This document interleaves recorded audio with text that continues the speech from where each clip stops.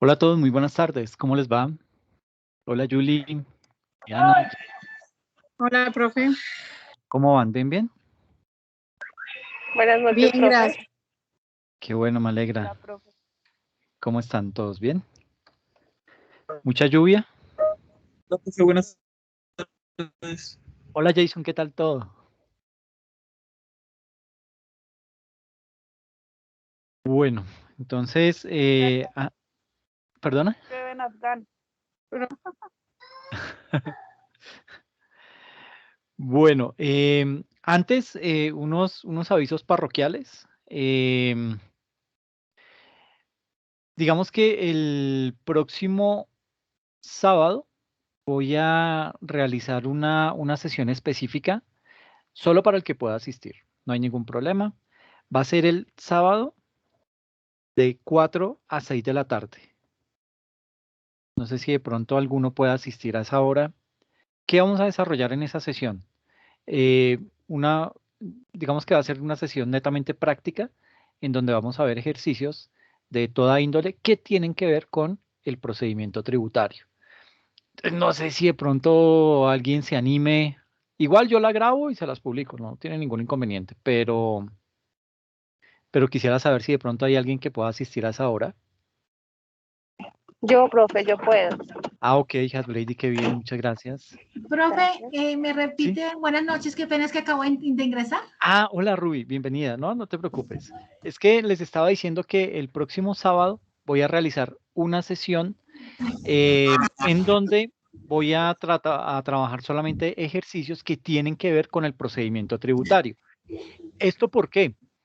Porque digamos que en el examen pueden salir algunos ejercicios, si bien es cierto, no son los más complejos ni mucho menos, ¿sí? Porque no los voy a colocar así de difíciles, pero de pronto en el taller sí tienen que desarrollar algunos. Entonces, para que vayamos viendo la dinámica de ese tipo de ejercicios y lo vayamos trabajando. Entonces, no sé si les parece, ¿están de acuerdo? Ah, no, sí, profe, o sea, en el sábado Profe, yo. sería de 6 a 8. No, lo vamos a hacer de 4 a 6 y con eso sí, si de pronto nos tenemos que alargar, pues podemos aprovechar la sesión de tutoría porque ese día casi no viene mucha gente, entonces digamos que podríamos aprovechar ese ratico. ¿Les parece? Pues, profe, voy a hacer todo lo posible por conectarme. Tranquila, eso queda grabado, así que no Bueno, te profe. preocupes. Yo entro aquí por la sesión de Teams, la grabamos y se las publico. Entonces, como para que no vaya, es decir, es que es más chévere cuando hay gente, ¿por qué? Porque hacen preguntas y venga, ¿y esto a qué hace referencia? ¿Esto qué significa? Entonces ahí vamos aclarando. ¿Listo? En cambio, cuando estoy solo, yo asumo que todo se entiende y ahí cometo errores. Es decir, cometo errores en que no profundizo en algún tipo de explicación y eso está mal. ¿Ok? Profe, pues yo trataré también de asistir, pero el sábado me queda difícil, entonces, Tranquila. si no, pues veré la grabación. Y quería preguntarte una cosa, es que Dime. la grabación de la clase anterior que no hubo, Sí. yo La intenté de verla 28 días. y no me abría. Y eso. Entonces, yo no sé Sí, si profe, a es mí también me posible, pasa lo mismo.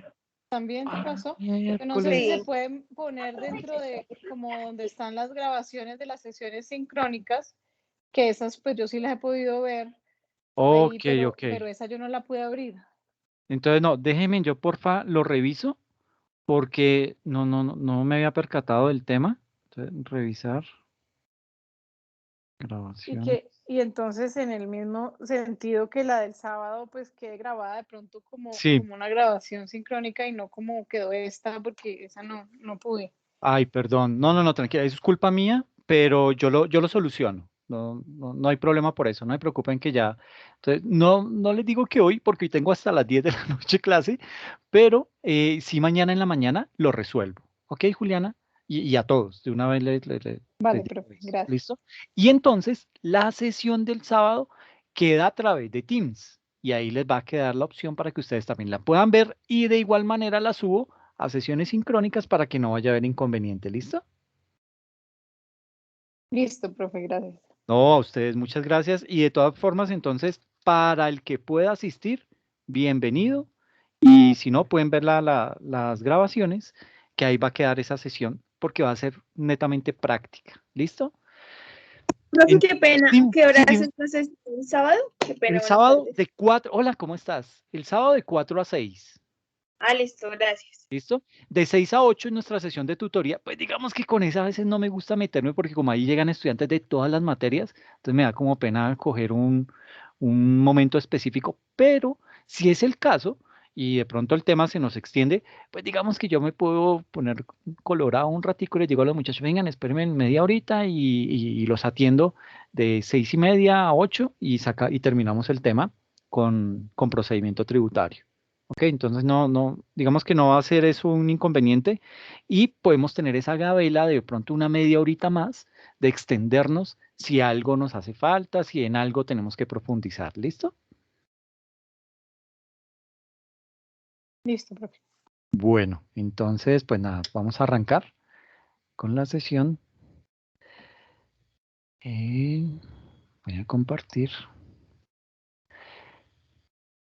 Básicamente, en esta sesión vamos a mirar varios componentes de lo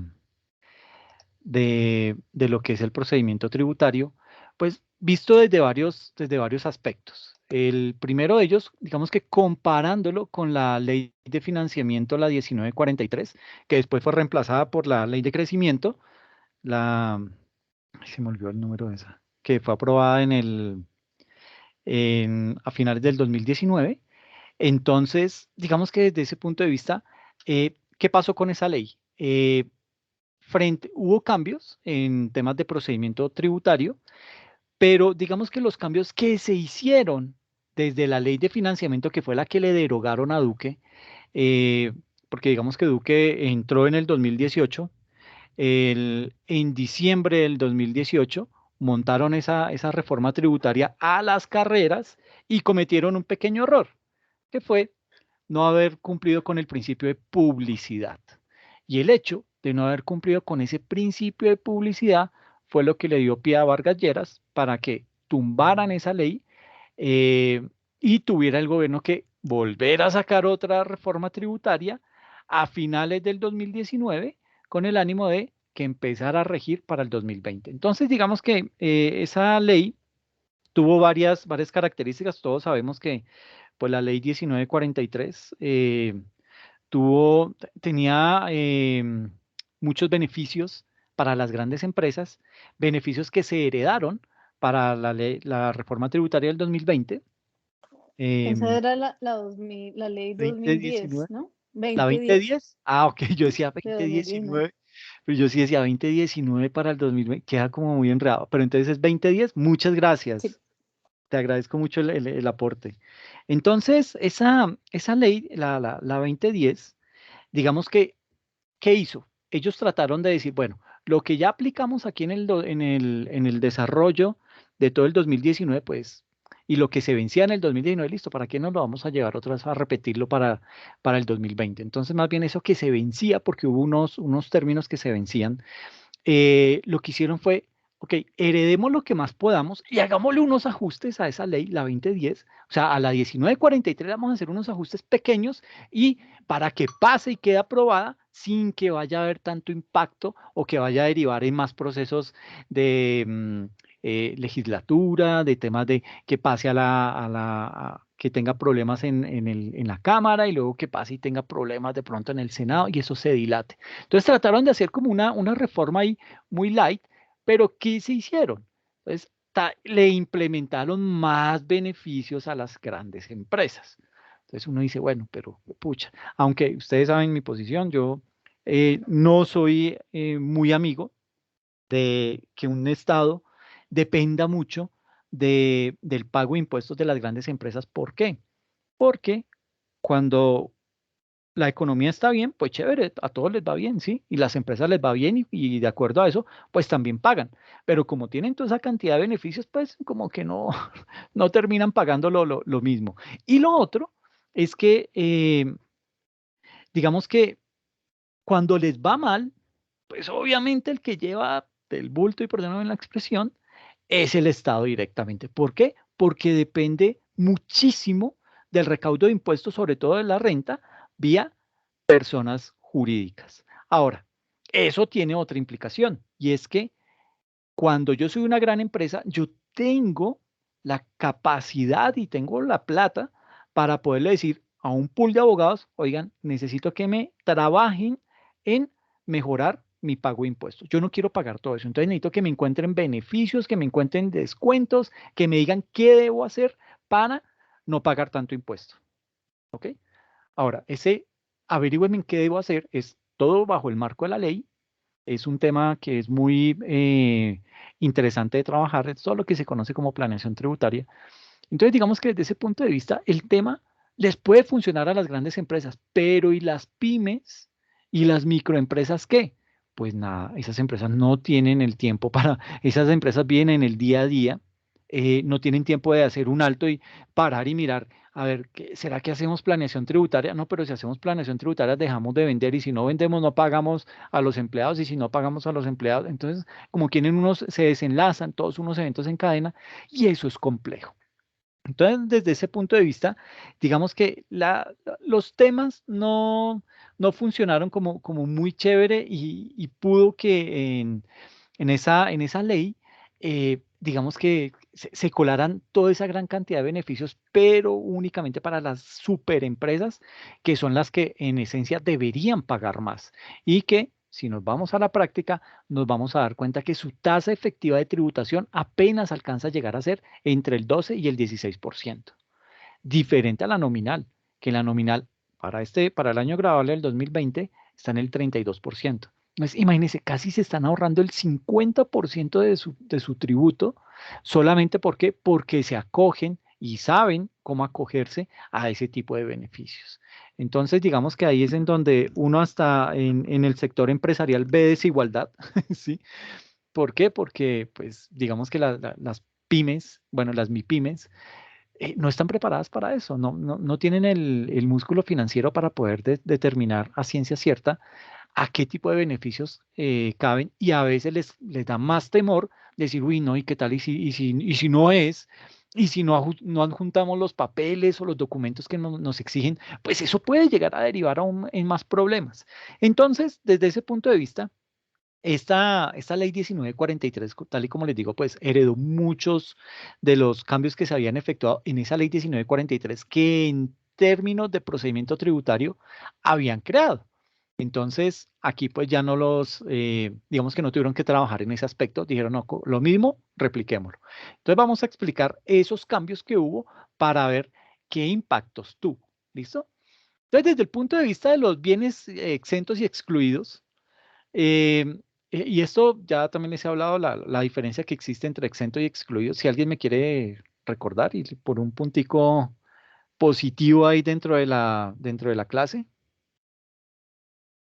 Profe, Sí, exento es cuando no tiene IVA, eh, cuando esté, como por ejemplo los intereses, o sea, que tiene un IVA al 0%, mejor dicho, a una tarifa del 0, y excluido es cuando no tiene IVA, como por ejemplo los bienes de la canasta familiar, por ejemplo. Entonces, per- pues la diferencia es porque la tarifa al 0, pues es más fácil que eventualmente la cambien a una tarifa pues con un valor. En cambio, los exentos, pues sí toca a través de otro tipo de cambios meterle IVA a esos bienes, como los de la canasta familiar que se pretendían gravar con la reforma tributaria que se cayó. Perfecto, muy bien. Sí, en esencia es eso, es básicamente el exento, sí es cero tasa, ¿sí? Y el excluido, pues digamos que si bien es cierto, digamos que un productor tiene que comprar materia prima para producir sus productos que quiere vender, ¿cierto? Y por esa compra de ese material primo, de la materia prima, pues obviamente le cobran IVA, pero él en su declaración puede descontar ese IVA. Entonces, digamos que el hecho de tener ese plus, pues digamos que lo beneficia mucho a esa persona. Pero cuando esta persona, digamos que pasa de exento a excluido, ese excluido ya, digamos que le dice, pero usted tiene que comprar materia prima, esa materia prima tiene que pagar IVA, pero yo no se la descuento. Entonces, ya es un mayor valor para ese productor y ese mayor valor él se lo va a trasladar al producto, porque pues nadie va a comprar pan para vender pan. Entonces, él le traslada ese valor del IVA al producto y básicamente el consumidor es el que entra a pagar ese IVA. Entonces, digamos que ahí viene una parte en donde eso fue lo que... ay, ven, ¿cómo es tu nombre? ¿Quién fue la que participó? Es que como no veo, tengo la presentación publicada. Juliana Figueroa. Ay, Juliana, muchas gracias. Juliana Figueroa. Entonces, sí, tal y como lo decía Juliana, el tema pues deriva en eso, en que se encarece el producto. Entonces aquí teníamos entre bienes exentos y excluidos, útiles escolares, medicamentos, la canasta familiar básica, ¿sí? Todo lo que son los inmuebles, servicios médicos, servicios públicos, servicios de educación, entre otros. Muchos de estos en la reforma de Carrasquilla, pues trataron de meterle IVA y pues, fue lo que se cayó gracias a todo el tema de las protestas. Otros bienes exentos y excluidos se contemplan dentro de lo que es el artículo 476 al 481 del Estatuto Tributario y todo lo que tenía que ver con tratamientos de belleza y cirugía plástica, que esto, pues digamos que de alguna manera uno podría interpretar como que, bueno, pero eso es un servicio médico y los servicios médicos no tienen IVA. Estos sí tienen, están grabados con IVA, ¿ok? Frente a esto, digamos que este tipo de cosas son, hay que hilar muy fino. Yo tengo una amiga que ella tenía problemas de obesidad, ¿sí? Pero obesidad fuerte. Entonces, pues claro, esa mujer vivía achantadísima, ¿no? Es bien difícil el tema.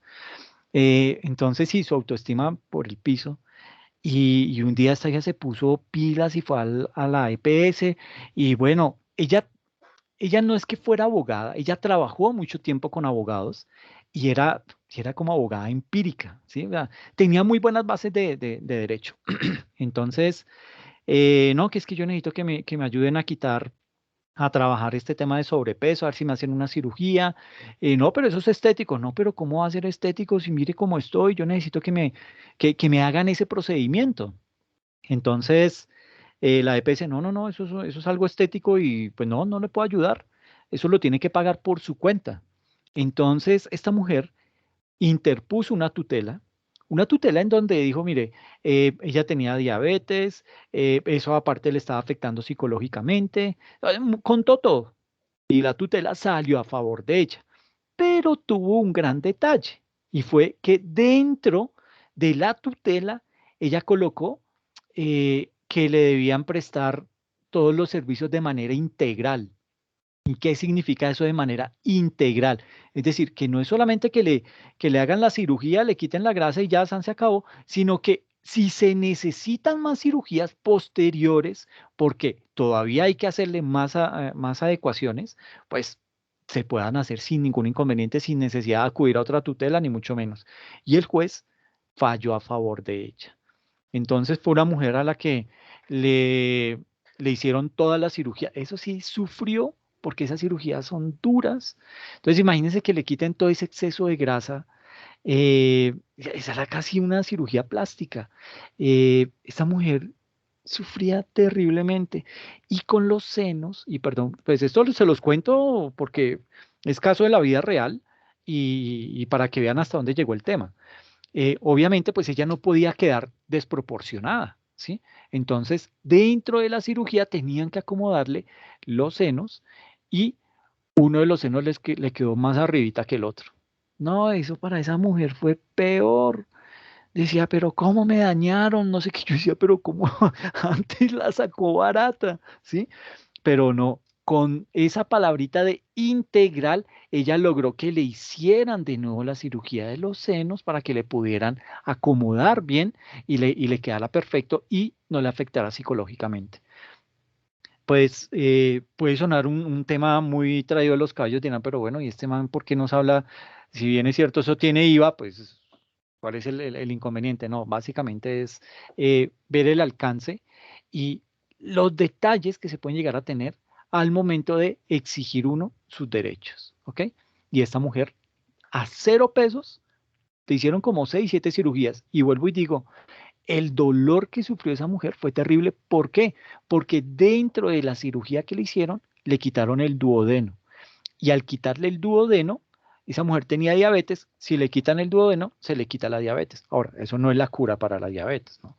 Pero sí, digamos que ya hay como que el azúcar pasa derecho, entonces ya no le dan síntomas, no tiene que vivir aplicándose insulina, sino que ya, digamos, el proceso, digamos que esa sintomatología se le puede alivianar un poco. Pues digo yo que el tema de ella lo sacó muy barato, a pesar de que lo tuvo que haber pagado y lo tenía que pagar con IVA, ¿ok? Entonces, pues, son casitos que pueden llegar a ocurrir. También frente a todo el tema del IVA, el artículo 18 de esa ley 1943 elimina todas las referencias. Dime, Buenas noches, qué pena la demora. dime. Buenas noches, profe, Hola. qué pena la demora. No, tranquila, no hay ningún problema por eso. Entonces, ese artículo 18 elimina todas las referencias al régimen simplificado y eso está dentro del título octavo del Estatuto Tributario. Ahí quedó completamente derogado. Desde el artículo 499 del Estatuto Tributario, todo lo que hablaba acerca del régimen simplificado. Y el artículo 437, parágrafo 3, se indica las personas que son responsables del IVA, porque hubo unos cambios. Ahí digamos que no, si bien es cierto, no fueron tantos, pero hubo cambios a nivel de tarifas. Y desde el punto de vista de los responsables del IVA, hablaba, digamos que hubo una serie de modificaciones al régimen común y tocó a los no responsables del IVA. Pero digamos que en esencia, esos fueron los cambios drásticos que tuvo el IVA frente a esa reforma tributaria. ¿Listo? ¿Qué más pasó? Con el tema de los activos fijos, ahí sí hubo un buen beneficio. Un beneficio, ¿por qué? Porque anteriormente, si yo como empresa invertía en activos fijos, ese IVA yo no lo podía descontar. Ese IVA yo lo tenía que pagar y era un mayor costo del activo fijo. Aquí en esta reforma eso ya no aplicaba. Digamos que yo ya lo podía descontar. Y eso en realidad me trae pues un gran beneficio. ¿Por qué? Porque, por ejemplo, acá, la ley 1819, la anterior, si yo tenía unas ventas por 60 millones, el IVA era del 19%, entonces eso me da 11 millones 400. Tenía una compra, esto es digamos que haciendo una liquidación de IVA, así muy por encimita. Entonces reflejaba yo unas ventas de 60 millones con un IVA equivalente a 11 millones 400 mil. Había realizado una compra de activos fijos por 50 millones, ahí el IVA, digamos que no me generaba a mí ningún beneficio. Yo ya se lo había pagado a la persona que lo compré. Y entonces el total del IVA a pagar era de 11 millones 400 mil pesos. ¿Ok? Mientras que con la ley 1943, ese tema, entonces digamos que las ventas se mantienen, el pago del IVA de las ventas y toda compra que hacía de activos fijos tenía yo el derecho de descontar ese IVA que me habían cobrado. Entonces, si ese IVA era del 19% de los 50 millones, me daban 9 millones 500, entonces yo descontaba de estos 11 millones 400 los 9 millones 500 y solamente tenía que pagar 1.900.000. Entonces, nótese la diferencia, pagar 1 millón, pagar 2 millones frente a 11 millones y medio, pues digamos que ese cambio beneficiaba mucho al sector empresarial. ¿Por qué? Porque casi que lo invitaba a que hiciera renovación de maquinaria, hiciera renovación de todos sus activos fijos con el único objetivo de verse beneficiado, por un lado por el IVA, pero también que fuera actualizando su propiedad, planta y equipo y de esta manera pues se volviera una empresa mucho más competitiva. Y eso era bastante bueno, eso funcionaba y digamos que de alguna manera resultaba ser de un buen impacto para los empresarios.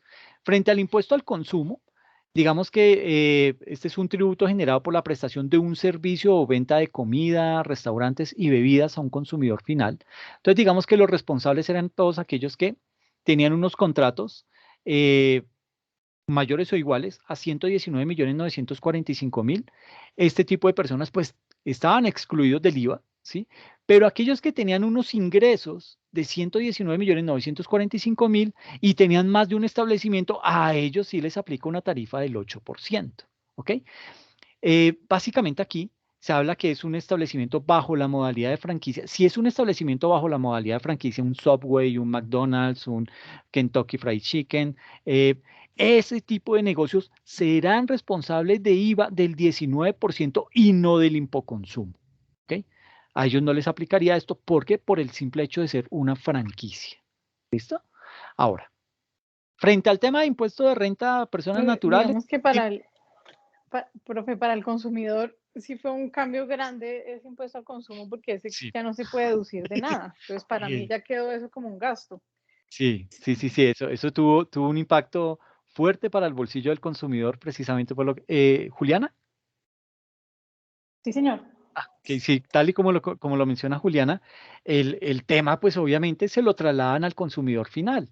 Y eso, pues, nos duele muchísimo porque, pues, ya uno trata, y por lo general uno de consumidor hace ese tipo de actuaciones, ¿no? Es decir, me dicen, mire, esto se le va a subir o vamos a implementarle un impuesto adicional, etcétera. Entonces, como que uno empieza a ¿qué? A retraerse, a decir, uy, no, yo ya a eso no le meto la mano, no me voy a endeudar con eso, no voy a comprar ese tipo de cosas.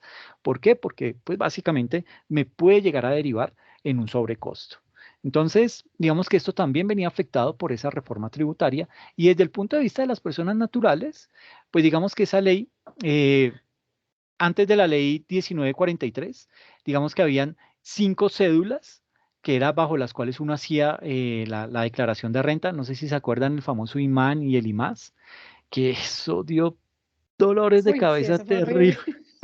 terriblemente, porque sí, como que ellos no lo explicaron bien. O sea, el caso era, uno hacía una declaración de renta y lo único que hacía era echarle la bendición que no se la fueran a devolver.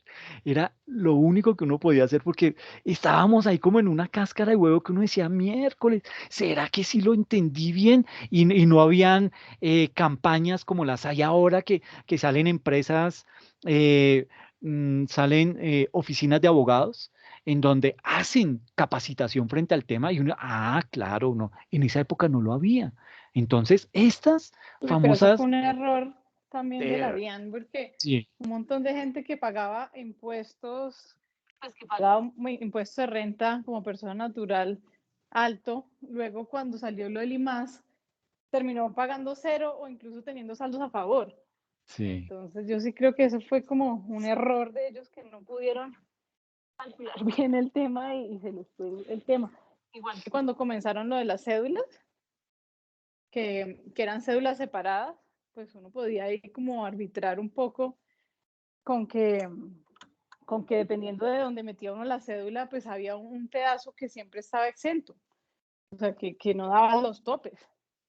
En cambio sí. ahorita pues que ya lo juntaron, o sea, precisamente lo corrigieron juntándolo a la cédula general, porque vieron que pasaba eso mucho.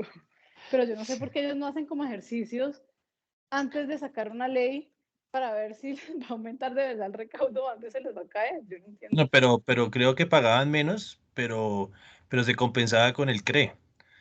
O sea, lo que pagaban menos por el IMAN y por el IMAS, lo compensaban con el CRE. Bueno, ese es un buen punto. ¿Quién Pero eres? sí, Discúlpame. Héctor Orozco. Héctor. Héctor. Muchas gracias, Héctor. ¿Querías comentar algo, Juliana? Sí, pero lo del CRE, digamos que era para las empresas Las empresas, sí. y el otro era y más era para las personas naturales. Entonces, pues si uno aumenta el recaudo por empresas, pues la idea tampoco es bajarlo por el otro lado, incluso generar saldos a favor. Sí, que era el colmo, eso era lo que y uno veía personas con muy buenos salarios y bajo ese método de liquidación, sí salían, como dice Juliana, con saldo a favor, pero ¿de dónde? O sea, ¿cómo funciona eso? Entonces, sí, el tema generó mucha ampolla. Eso, pues, básicamente fue uno de los cambios que trajo esa reforma tributaria. Básicamente unió lo que eran las rentas de trabajo, las rentas de capital y las rentas no laboral en una sola cédula. Obviamente se llama rentas de trabajo, capital y no laboral, las rentas de pensión y los dividendos y participaciones. Obviamente uno sobre todo esto puede llegar a ejercer algo de temas de planeación tributaria, ¿ok? Y cuando hablo de planeación tributaria no necesariamente me estoy yendo hacia el tema de personas jurídicas. que son las que más provecho le sacan, porque hay 228 beneficios tributarios para todas las empresas. Pero de pronto uno como personas naturales y sobre todo si usted es accionista en alguna empresa, hay que mirar muy bien esta parte porque aquí se le puede disparar el pago el pago por renta, como lo puede también trabajar y lo puede lograr disminuir. Entonces, pero es un tema que vemos en planeación tributaria, haciéndole planeación a esta parte de los dividendos y viendo cómo desde las mismas políticas contables que se implementan en las organizaciones se puede empezar a prever ese tipo de cosas. Y es que ese fue el gran problema que tuvo el proceso de convergencia que las empresas surtieron al pasarse al estándar internacional. Y fue que no se concentraron en lo importante que eran las políticas contables, sino que prácticamente se dedicaron a copiar unas políticas contables de otras empresas o en el peor de los casos se pusieron a trasladar el estándar internacional como una política contable. Entonces, básicamente, pues eso no decía nada, no representaba en realidad eh, cuál iba a ser la esencia contable en su empresa, porque hay que partir del hecho que cada empresa es única e irrepetible. Si bien es cierto, pueden dedicarse a lo mismo, pueden pertenecer al mismo sector empresarial, todas las empresas son diferentes. ¿Por qué? Porque su modelo de negocio puede ir cambiando. Entonces, desde ese punto de vista, cuando uno empieza a hacer las políticas contables, tiene que ir pensando desde esta óptica, pensando cómo no voy a afectar a mis accionistas en la organización. ¿Por qué? Porque puede ser que yo como empresa pueda sustentar ante la DIAN el tema de los dividendos y las participaciones y yo no tenga, y eso no me grave a mí como empresa, pero si no me graba a mí como empresa, va a gravar a los accionistas y eso va a ser más doloroso. ¿Ok? Entonces, pero estos son temas, vuelvo y digo, se ven en planeación tributaria. Sí, Y porque digamos, queda el 33 más el 10 a la persona exactamente. natural. Exactamente, entonces, pues imagínense, es muy elevado. Y pues el objetivo es proteger también al accionista, ¿no? Él a la larga, pues es el que tomó el riesgo de invertir en la organización, pues yo como cuerpo de administración de la organización, es decir, como contador, pues yo tengo que mirar también cómo trato de protegerlos a ellos de cierta manera para que no se vayan a ver afectados o que su patrimonio se vaya a ver lesionado por este tipo de cosas. Y además, ¿qué va a pasar? El accionista no es bobo. ¿Sí? El accionista ve que le van a cobrar más por eso, que va a tener que pagar más impuestos, pues él simplemente saca su platica y se la lleva para otro lado. Un paraíso fiscal, eh, o a un país que no es paraíso fiscal, pero que simplemente por el hecho de guardar allá su platica, no le va a cobrar una tarifa tan alta como la tiene aquí Colombia. Entonces, pues digamos que ese tipo de cosas también cumplen un papel en contra y es eh, básicamente desestimular la inversión. Y pues eso no es tan bueno. ¿Ok? Aquí también entra todo el tema de la doble tributación. Entonces, cuando hay convenios internacionales, cuando hay tratados de libre comercio con países, pues estos países buscan mucho evitar la doble tributación. Es decir, si yo tengo, eh, Colombia ha firmado el Tratado de Alianza del Con Pacífico España. con España también. Es decir, yo veía qué día y habían como a este momento como unos 17 TLCs o bueno, convenios activos, vigentes. Y entre esos está el de la Alianza del Pacífico, que es México, Colombia, Perú y Chile. Pues ese es bueno, ese no es tan malo. Estamos ahí con Chile y con México. Pues México, si bien es cierto, es peor de corrupto que Colombia, ¿sí?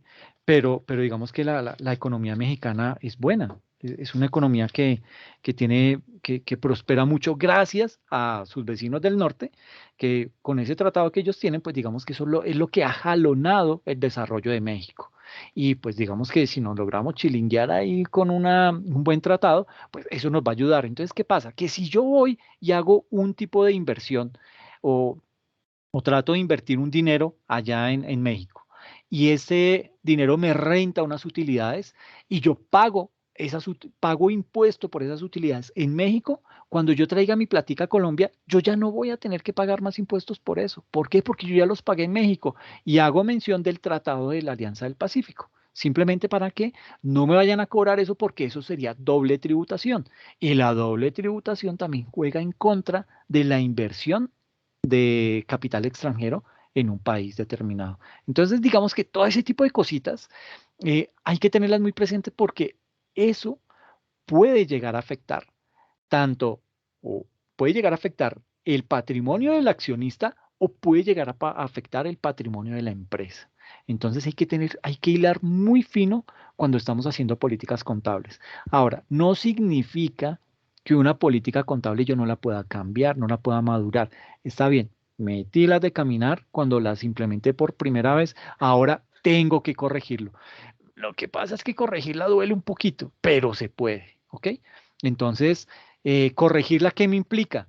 Que posiblemente yo me tenga que devolver en el tiempo, o sea, hasta el momento en que creé la política contable, hasta ese año me tengo que devolver y reliquidar todo eso con base en la nueva política contable.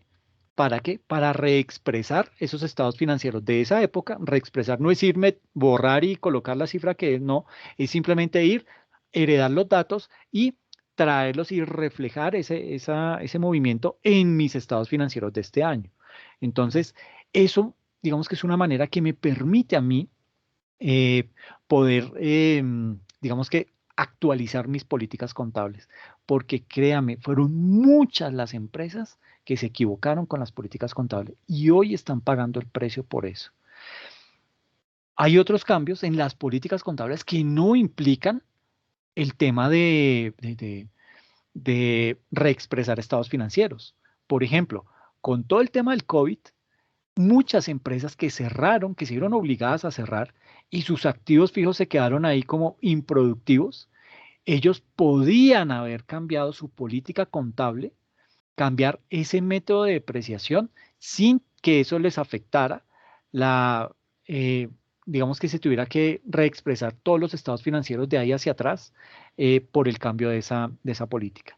Pero digamos que hay que estar como muy pendientes de ese tipo de información, hay que estar como muy atentos, porque ese tipo de normativa pues cambia con mucha frecuencia, pero muchas personas temían, temían cambiar el método de depreciación en época de pandemia porque tenían en su cabeza que eso les llevaba a reexpresar los estados financieros y la norma no lo decretó de esa forma. Entonces, digamos que ese era el momento indicado para poder haber hecho ese tipo de cosas, haber podido cambiar el método de depreciación y con el método de depreciación uno también puede hacer planeación tributaria.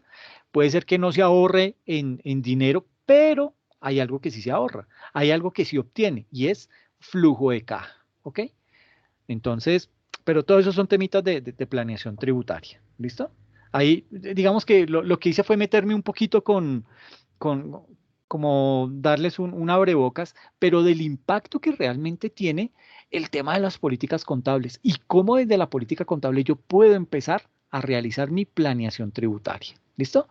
Entonces, frente al tema del impuesto de renta de persona natural, digamos que uno de los aspectos que tenía implementado esa reforma tributaria era todo lo que tenía que ver con la retención en la fuente para un empleado, que iba a ser máximo del 39%, a nivel de cesantías e intereses sobre las cesantías de renta exenta, y todo lo que tenía que ver con aportes de pensión y salud, que ya se convertían en temas de convertirse en deducibles para esa persona natural. Entonces, pues digamos que eso le ayudaba a la persona, pero hay que tener en cuenta que en Colombia más o menos el 52% de la población, según el último censo, indica que ese 52% de las personas se dedican a la informalidad. Y de ese 52%, el promedio de esas personas, es decir, las personas que trabajan, sea en el sector formal o sea en el sector informal, el promedio que devengan todas esas personas de ingresos es de 1.030.000 pesos. De ese 1.030.000 pesos. Que si usted es un empleado formal, pues ahí está cotizando salud, está pagando está cotizando pensión, es decir, tiene toda la seguridad social, pero la persona en el sector informal, ella no tiene posibilidad de eso. Y le aseguro que esa persona, devengando 1.030.000 pesos, no va a dedicarse a hacer aportes a salud o ese tipo de cosas. Es una persona que vive al borde o vive en riesgo de alguna situación que le pueda llegar a pasar en términos de salud. ¿Ok? Entonces, el tema en Colombia es muy delicado. El tema en Colombia hay que prestarle mucha atención porque esto no es solamente que nos van a subir el IVA, esto no es solamente que le van a aumentar o le van a subir o le van a aumentar, ¿sí? La carga impositiva a la clase media. Esto es de mucho más profundidad, ¿sí? El tema va orientado a mirar cómo se puede acabar o reducir por lo menos el tema de la informalidad en Colombia. Lo que pasa es que hacer empresa en Colombia es muy difícil, ¿sí? Eh, se estima que una empresa en su primer año de vida tiene que pagar más o menos el 130% de lo que ha invertido. Imagínese eso, en solo temas de formalización de su empresa, todo lo que le implica el pago de esos impuestos durante el primer año. Ya en el segundo año tiende a bajar y en el tercero baja un poco más, pero el primer año es muy fuerte y eso es lo que deriva básicamente en la quiebra de esas empresas que inicialmente empiezan a dar el salto a la formalidad. Eh, en esa época, ¿quiénes debían declarar? Todos los que tuvieran un patrimonio bruto de 149.202.000, que los ingresos brutos sean inferiores a 1.400 VT, es decir, 46.418.000 pesos, que los consumos mediante tarjeta de crédito pues, no excedieran las 1.400 VTs, que el valor total de compras y consumos no supere las 1.400 VTs y que el valor total acumulado de consignaciones bancarias, depósitos o inversiones financieras no excedan las 1.400 VTs. Eso pues eran, digamos que los requisitos de esa época. Y frente al tema del impuesto de renta de personas jurídicas, se había contemplado lo siguiente, y era una tarifa del 33%, tarifa nominal, ¿sí? Porque lo efectivo, recuerden que hay dos tarifas, ¿no? Una tarifa efectiva, que es la que yo calculo tomando lo que pagué de impuesto, ¿sí? Y lo divido sobre el ingreso o sobre la utilidad que tuve, sobre la utilidad contable, no la utilidad tributaria, la utilidad contable. Y eso, por lo general, es muchísimo mayor que el 33%. Entonces, en muchos casos hay tarifas efectivas que llegan al 42, 43, 44%, ¿ok? Y eso para una pyme es mortal, ¿ok? Entonces, aquí estamos hablando simplemente de tarifas nominales. Para el 2019 era el 33, para el año gravable del 2020, que lo estamos liquidando en este año, es del 32%. Y se suponía que para el año gravable del 2021, que se hace en el 2022, iba a bajar al 31 y a partir del 2022 iba a bajar al 30. Esto es crítico. ¿Y por qué es crítico? Porque Colombia es el país de la región y creo que es el país de la OCDE que más tiene tarifa nominal para las empresas. ¿Ok? ¿Y eso en qué deriva? Pues en que nadie va a querer venir a invertir en Colombia. Entonces, un mecanismo que se han inventado es los beneficios tributarios, ¿sí? Para decirle, oiga, sí, mire, yo sé que se me fue la mano con la tarifa nominal, pero no se preocupe que aquí hay unos beneficios para que usted los aproveche y los descuente. Entonces, esas grandes empresas sí los aprovechan, pero las MIPYMES no se ven beneficiadas de ese tema. Y ellas son las que están asumiendo la mayor carga impositiva en estos momentos, ¿ok? Entonces, esto es un tema que es bien complejo, pero ¿por qué es complejo? Esto tiene su razón de ser y es porque en Colombia básicamente nosotros estamos cobrándole el impuesto de renta básicamente a las empresas. Son menos las personas naturales que estamos declarando renta y tenemos sobrecargadas las empresas. Vuelvo y digo, las grandes empresas tienen muchos beneficios y ellas pues por ahí no lo sienten. Pues tanto es así que para la reforma tributaria que se viene, ellos dijeron, no, sí, tranquilo, yo pago el 35, no hay problema, porque saben que tienen 228 beneficios tributarios de los que van a poder echar mano en cualquier momento y poder deducir esa tarifa. Eh, pero el problema es complejo. ¿Y el problema es complejo por qué? Porque hay que, más personas naturales, declarar renta. Bueno, declarar y pagar renta. Porque digamos que no es lo mismo declarar renta que usted tener que declarar y pagar sobre la renta. O sea, entonces digamos que ahí hay esa gran ventana de oportunidad en donde se puede llegar a hacer eso. Lo que pasa es que, vuelvo y digo, aquí nos juega en contra el tema de los niveles tan altos de la informalidad. Y cuando hay una informalidad más del 50%, pues es muy difícil para el gobierno tratar de hacer todo un esfuerzo humano y tecnológico para tratar de deducir si usted, señor informal, debe pagarme renta o no, ¿sí? Entonces, ahí se vuelve algo tan fino que el gobierno dice, no, yo más bien, ¿sabe qué? Yo más bien me dedico a cobrar IVA y qué impuesto de renta para personas naturales, clavémoslos con IVA y verá que por ahí sacamos algo. Y pues es lo más efectivo para ellos. Resulta que para el gobierno nacional es más eficiente aumentar la tarifa del IVA, darse la pela subiendo el IVA, que tratar de decir, bueno, entonces le voy a cobrar renta a más personas. Lo están haciendo ahorita, pero eso se debe gracias al desarrollo tecnológico que ha tenido la DIAN y a todos los chicharrones que nos han puesto con exógena, con facturación electrónica y ahora con nómina electrónica. Entonces, ya digamos que el volumen de información que tiene la DIAN es muchísimo y con eso ya le queda, o sea, ya hasta se da el lujo de sugerirnos una declaración de renta. Eso, imagínense, eso lo estamos viendo hace como 2 años, ¿sí? De ahí para atrás, ¿cuándo pensábamos que eso podía llegar? Nunca, ¿sí? Entonces, digamos que han habido grandes avances a nivel mm, a nivel tecnológico al interior de la DIAN, pero esto a la larga digamos que no está redundando como debería redundar, y es hacer que más personas naturales pagaran su declaración de renta. Pero vuelvo y digo, tratar de hacer el seguimiento a las personas que están en la informalidad es muy difícil y es muy desgastante. Entonces, pues digamos que por ahí hay grandes retos que tiene la DIAN y el Ministerio de Hacienda y Crédito Público. También digamos que se adicionan como rentas exentas las provenientes de las actividades desarrolladas por empresas de economía naranja y para el desarrollo del campo colombiano.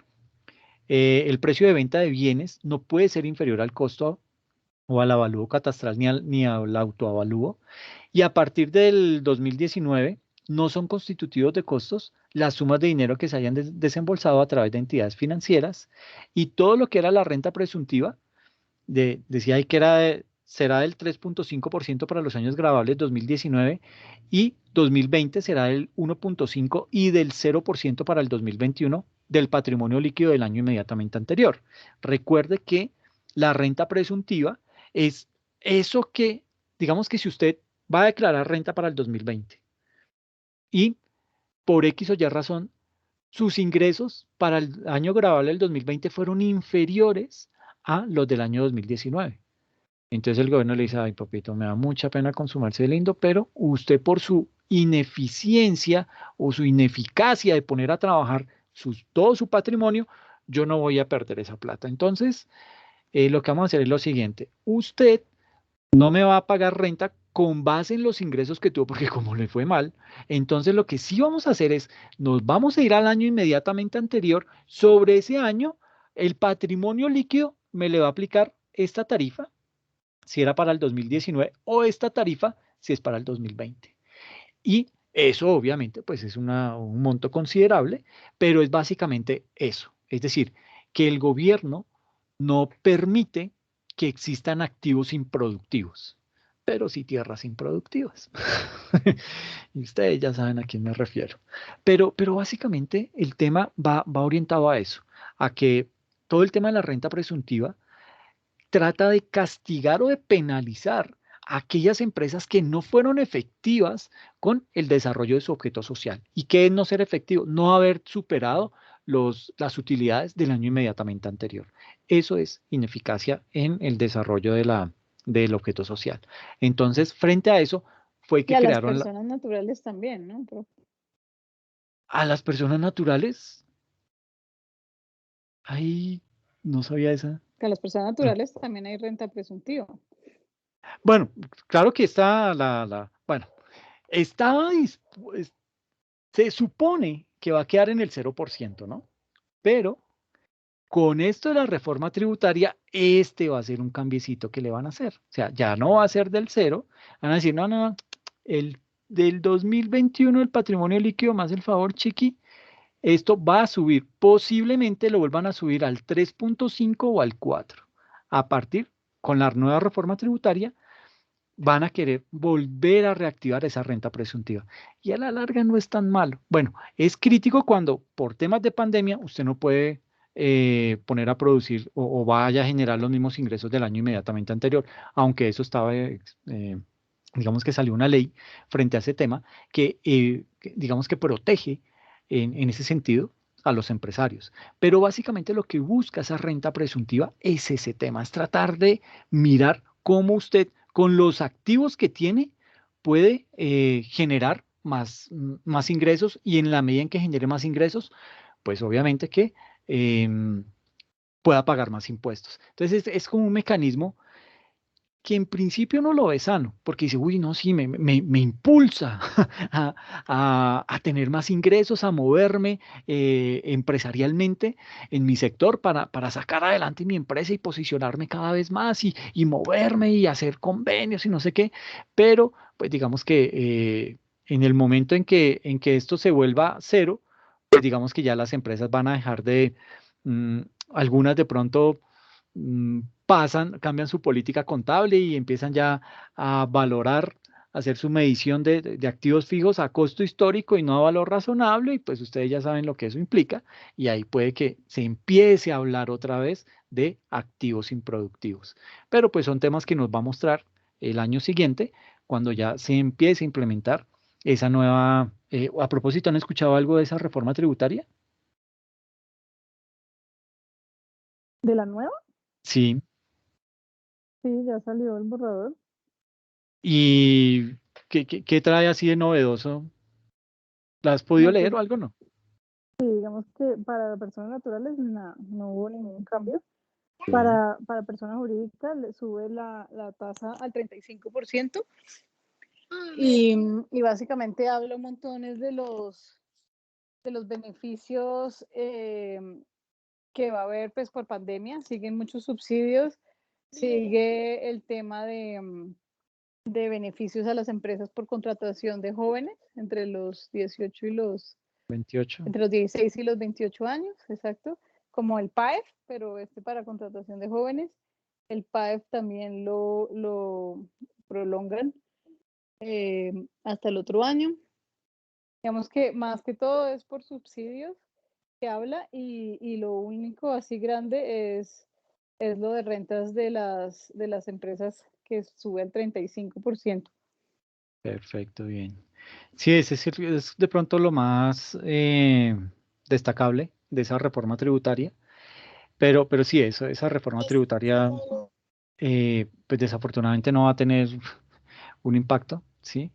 Sí, Esto más va a que nada. llevar, Y yo, por ejemplo, me imaginé lo que decías de la renta presuntiva, que le iban a volver a subir, pero no habla nada de eso. Eso me sorprendió, porque sí, la renta presuntiva pues quedará en cero y obviamente con estos años en que no se están generando ingresos, pues las empresas ni las personas naturales casi están pagando impuestos precisamente porque no hay utilidad y no hay sí. ingresos. Entonces, pues la lógica sería recaudar a través de renta presuntiva, pero pues no menciona nada de eso.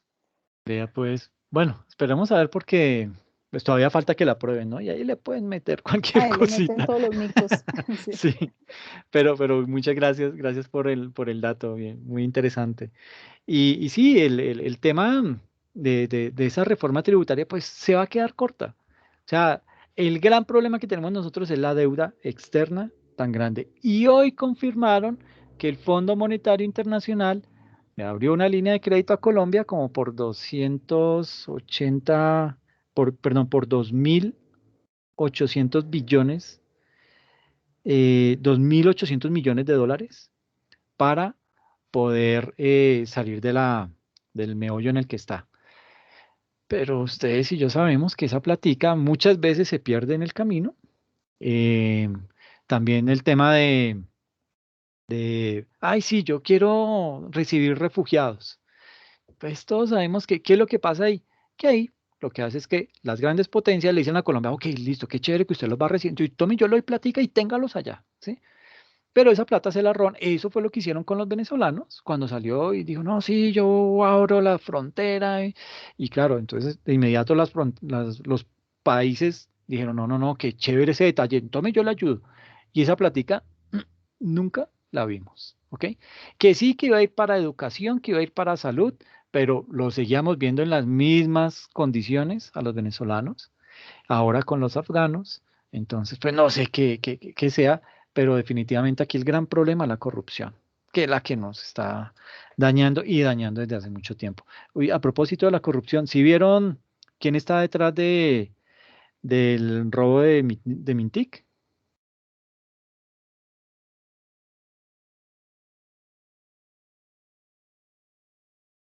No, profe. ¿Del anticipo? Sí, de los 70.000 millones de pesos. 70.000 millones. Sí. Sí.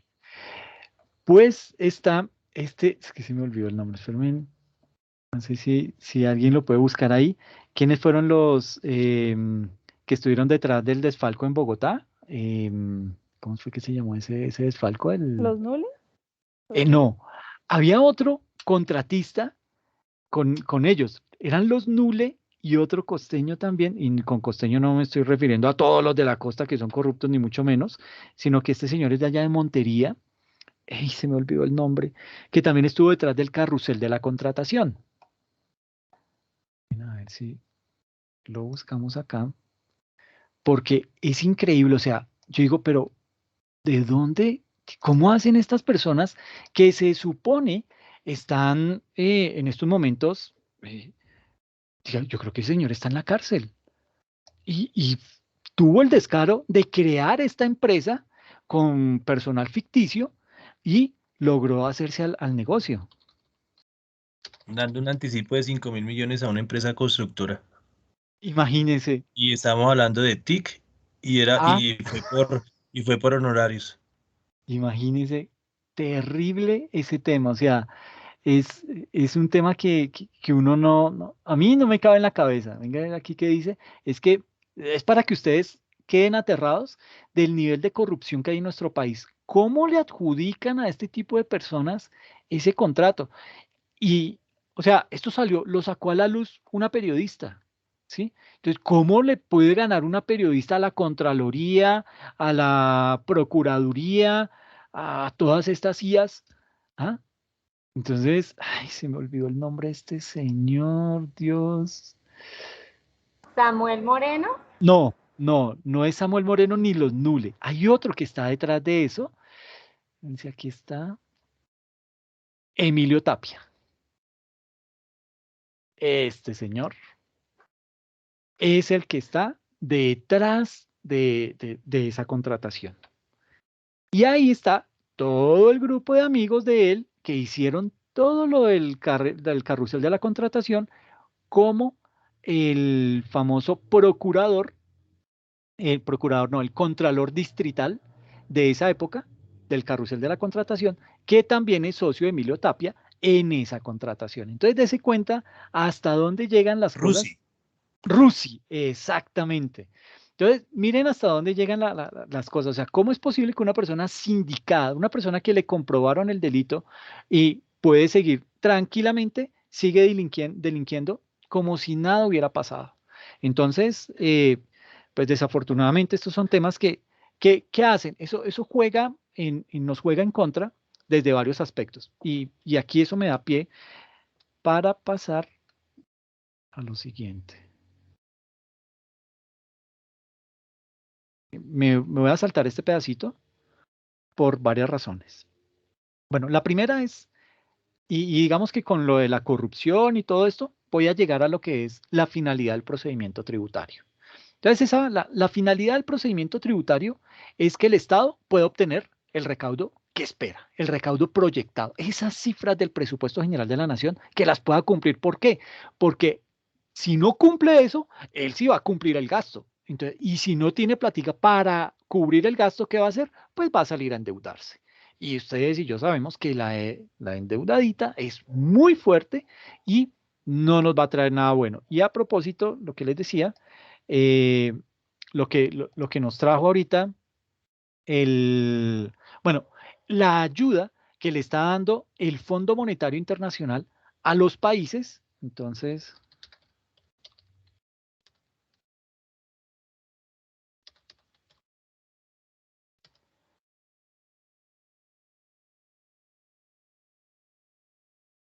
Oye, ¿qué pasó aquí?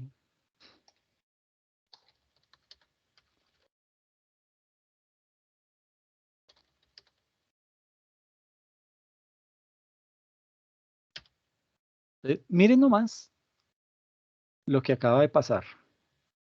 Colombia desembolsa parte de la línea de crédito flexible .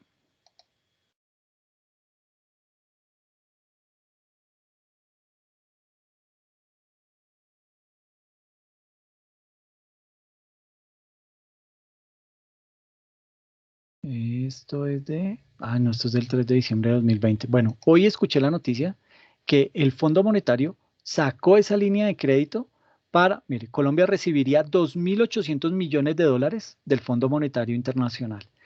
2.800 millones de dólares. Póngale a una tasa del 2%. Imagínese cuánto nos va a costar eso. Colombia recibiría más de 10.3 billones del Fondo Monetario para reactivación. ¿Ok? Y uno dice, no, pues, qué detallazo, viva el Fondo Monetario Internacional, pero todos sabemos que eso no es gratis.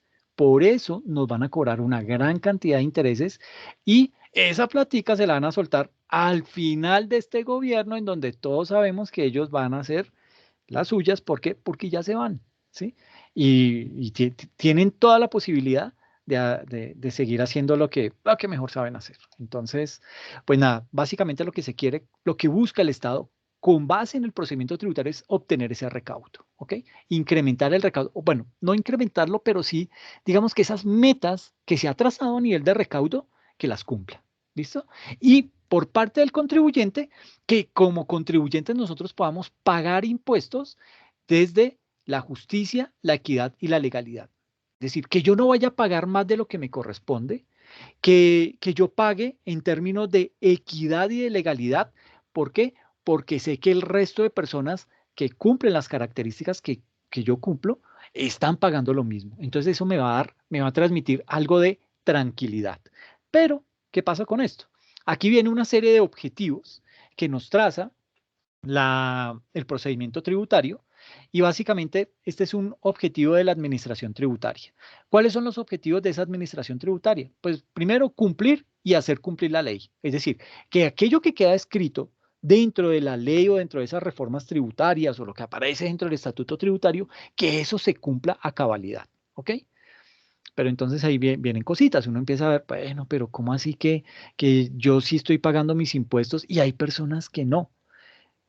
He sabido de casos en donde en la DIAN hay funcionarios que se dedican a desarrollar su actividad, es decir, a perseguir a aquellas personas que están morosas. ¿Y qué pasa?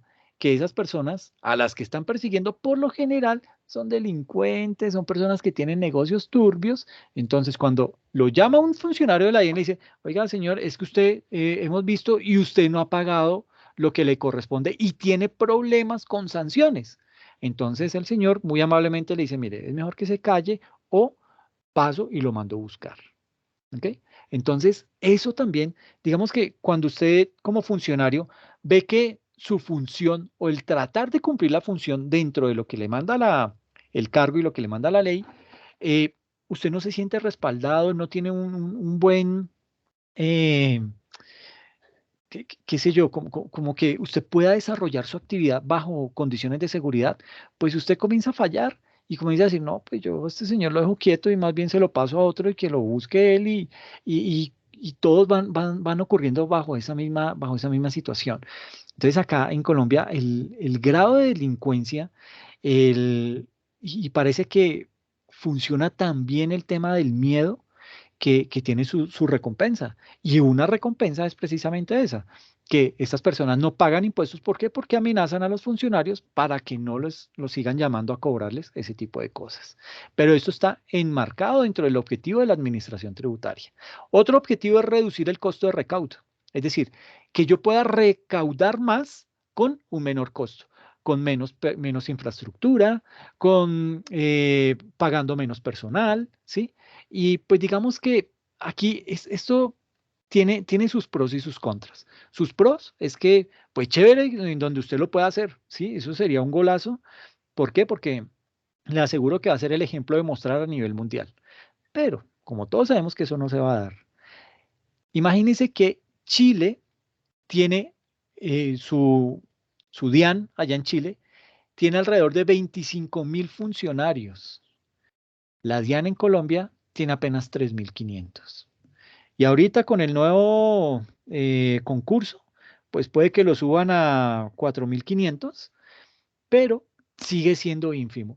Chile con una menor cantidad de población, casi que la mitad de lo que es Colombia, con una administración tributaria en donde solo hay 25.000 personas dedicadas a controlar los recaudos tributarios, a que la persona pague lo que tiene que pagar, a que el empresario pague lo que tiene que pagar. ¿Ok?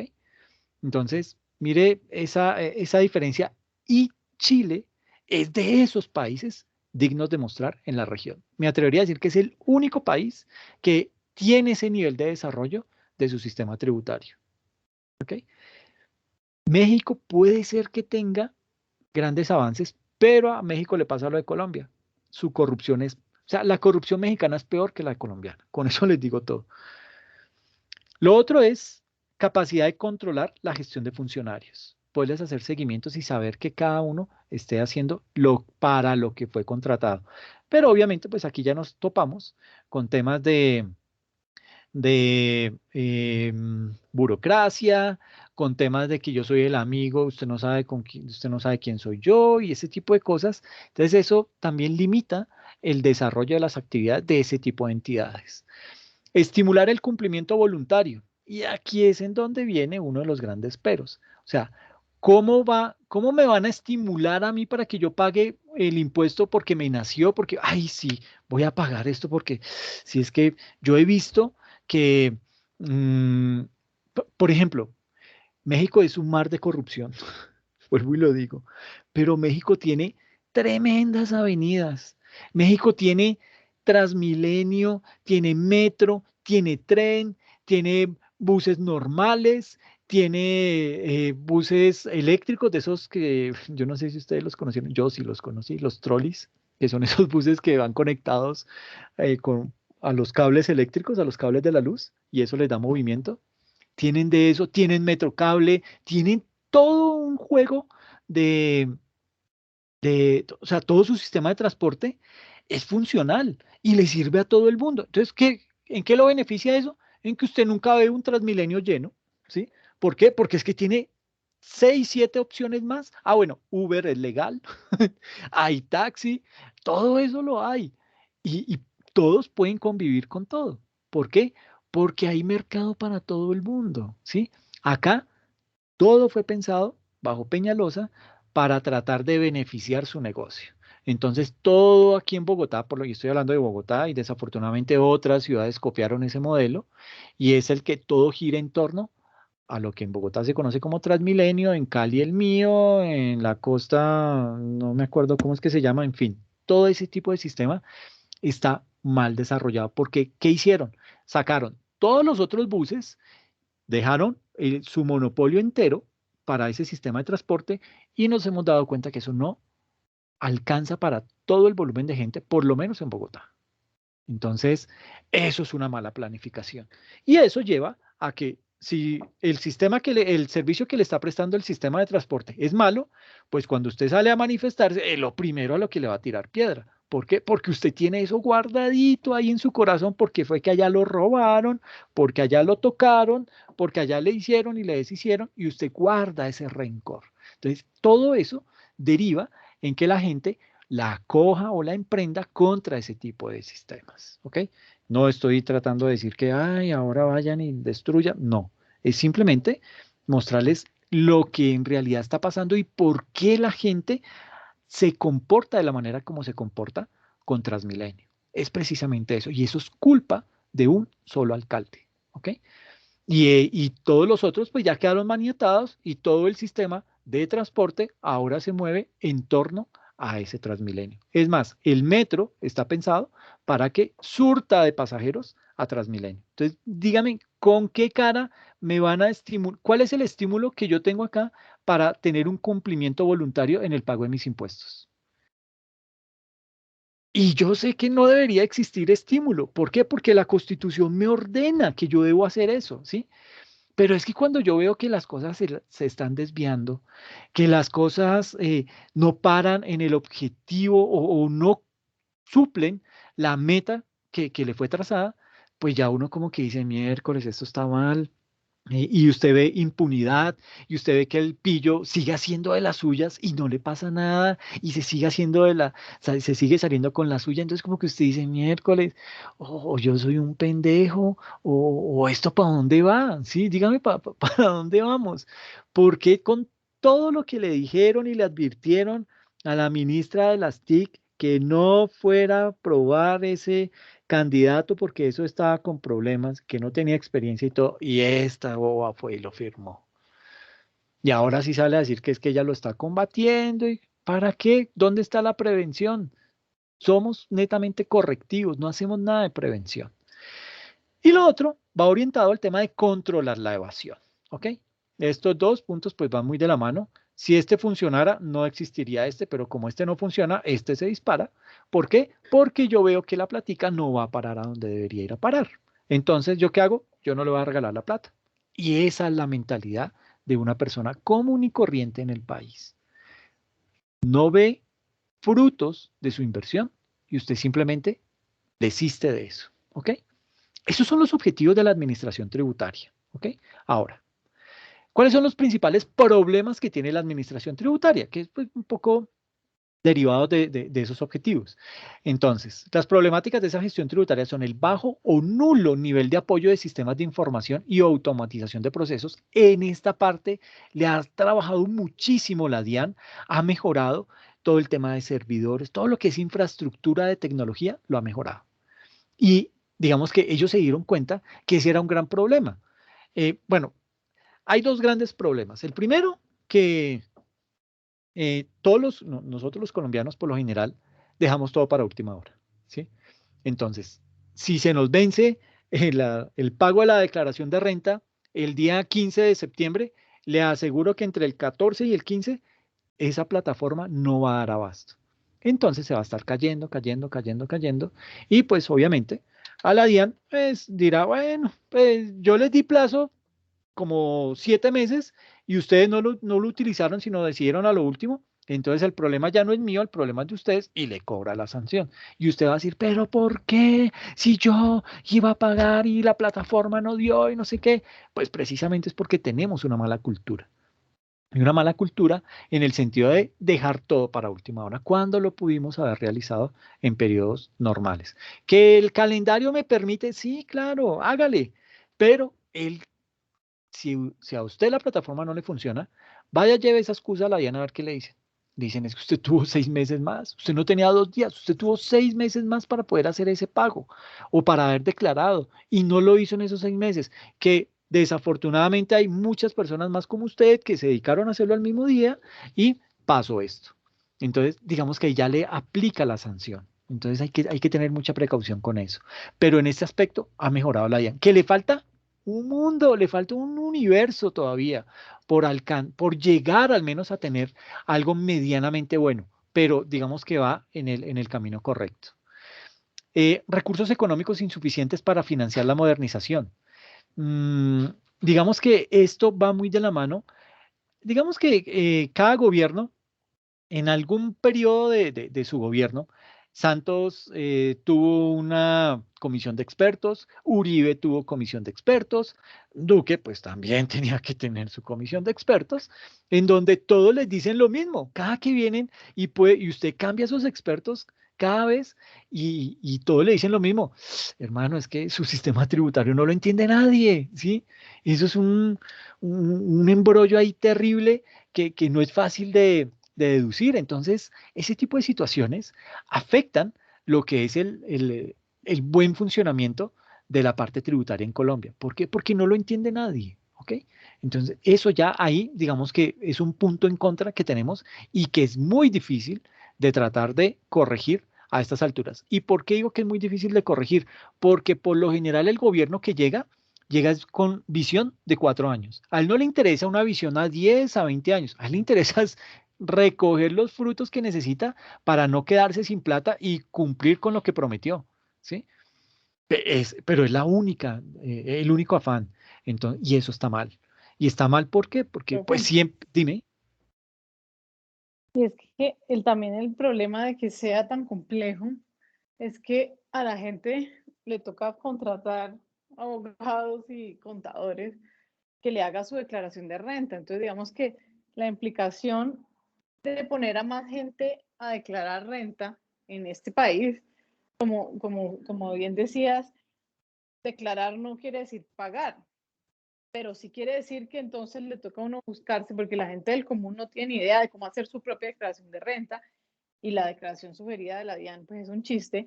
Entonces, pues te toca por lo menos gastarte por barato, no sé, 300.000 pesos será en un contador que le haga la declaración de renta. Entonces, Sí, pues eso es muy difícil. Si lo simplificaran y que uno mismo, como persona natural del común, pudiera decir, mire, yo me gané esto y esto fue mi gasto y entonces por consiguiente esta es mi declaración y ya, pero es que le ponen más temas y gallos. Y la DIAN, digamos que dice, sí, ya hasta septiembre, pero en agosto es que sacan la información exógena que presentaron, es que sacan el formulario que va a aplicar este año. Pues yo no es que pueda en febrero presentar mi declaración de renta. Entonces también es culpa de ellos que colapsen los sistemas. exacto. Sí, es como un cúmulo de cosas que uno dice, no, esto no pinta bien. Son muchos temas ahí. Imagínense, hay un caso de éxito en Europa. Es un país chiquitico. Y uno dirá, pero porque son pequeños, pues claro. Pero no crea, el tema tributario lo tienen muy bien estudiado. Se llama Estonia. Eso era una antigua ex república soviética. Y Estonia, usted puede declarar la renta en 5 minutos, ¿sí? ¿Por qué? Porque ya tienen todo automatizado. Usted simplemente entra, coteja la declaración sugerida, la modifica y paga lo que usted dice que fue lo que realmente, que es lo que usted realmente debe pagar. Y punto. Que ya después viene todo un tema de procedimiento tributario para entrar a cotejar si en efecto lo que usted pagó eso era o no. Pero digamos que no hay tanto trámite detrás de eso. Es que lo que dice Juliana es cierto, a uno le da miedo de pronto ir a meter las de caminar. ¿Por qué? Porque de pronto pagué menos o la declaración me salió tan alta que me toca ir a hacer un acuerdo de pago, ¿sí? Entonces uno como que más bien dice, no, miércoles, yo más bien le digo a un contador que me haga esto porque yo me puedo equivocar. Pero en esos países no pasa eso. En esos países la declaración que le llega es muy exacta y usted simplemente lo que tiene que hacer es ajustar sus gastos y ya con eso, ¡pum!, le sale la liquidación y vaya y pague. Entonces, son temas que son muy fáciles, pero aquí en Colombia, ¿para qué lo vamos a hacer fácil si difícil se puede? Entonces, ¿para qué nos vamos a...? Entonces, digamos que ese tema sí es bien complejo. Y financiar Profe, dime. hoy me llegó un meme muy chistoso que no sabía, mejor dicho, si reírme o llorar, pero era en inglés, pero decía, el gobierno dice, usted nos debe plata, se llama impuestos. Entonces la persona dice, ¿y cuánto le debo? Ah, no, usted tiene que saber por sus propios medios cuánto le debo. Entonces le pago lo que yo quiera. Ah, no, yo sé exactamente usted cuánto me debe, pero usted tiene que adivinar ese número. Y si me equivoco, pues se va a la cárcel. Y así es, así funciona aquí. Terrible. Adivinen cuánto le debo. Oye, chévere el meme, si me lo puedes compartir, yo no lo había visto, pero, pero, Es en pero está, inglés, está bueno. es en inglés, pero te lo mando Sí, pero es esa por correo. paradoja. Es ese tipo de paradojas lo que ocurre. Entonces, sí, volvemos al punto en donde, pues digamos que, bueno, obviamente todo eso se facilita porque tienen las cosas muy controladas, allá no hay tanta informalidad, entonces el reporte de información a la parte tributaria pues fluye muy fácil, todo ese tipo de cosas también ayuda, pero digamos que va de la mano con esto que hablamos aquí de financiar esa modernización, ¿ok? A la DIAN le falta muchísimo. Si bien es cierto, ya ha logrado avanzar y miren que la DIAN tiene algo muy interesante y son los famosos índices de coherencia tributaria. También lo vemos en planeación tributaria. Pero esos índices de coherencia tributaria que dicen, una persona que en promedio tenga unos ingresos de tanto, que tenga tantos hijos y tenga una hipoteca de tanto, me debería estar pagando aproximadamente entre esto y esto. Entonces, cuando le llega una persona que cumple ese perfil y pagó menos, ay, ahí ya como que, hazme un favor, te acercas a la DIAN, porfa, con todos los soportes porque tienes que justificar el pago que hiciste de la declaración de renta del 2020. Y uno, miércoles, ¿cómo así? Entonces, digamos que en eso ha avanzado mucho la DIAN. Obviamente, todo eso se hace con información, todo eso se hace con datos, y a esos datos hay que hacerle un trabajo, hay que procesar esos datos para que esos datos, por medio de temas estadísticos, está en capacidad de brindarme información para poder tomar decisiones. Y una decisión de esas es saber o determinar si a usted se le corresponde una sanción o no. Entonces, digamos que desde ese punto de vista han habido muchos adelantos, pero todavía le sigue faltando mucho, ¿sí? A la DIAN le falta infinidad de cosas todavía por mejorar. Hay municipios en donde la presencia de la DIAN es nula, ¿sí? En, a eso también hay que meterle, si bien es cierto, no le compete a la DIAN, pero hay otro tipo de impuestos, el predial. El predial tiene un problema terriblemente malo, perverso diría yo, y es que solamente está actualizado el avalúo catastral en las ciudades grandes. En ciudades medias, y ni qué hablar del sector rural.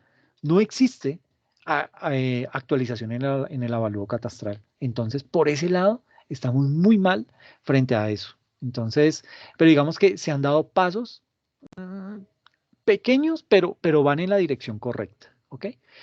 Recurso humano escaso y sin esquemas de entrenamiento apropiado. Cuéntame. Pues no sé, yo considero que el problema ahí pues radica realmente, o sea, el trasfondo de todo es definitivamente la mala administración de los recursos, ¿no? Pues por parte de los entes que están encargados de hacerlo. Y digamos que si uno pues como ciudadano viera que realmente la plática que uno paga, pues porque pues es un deber, ¿no?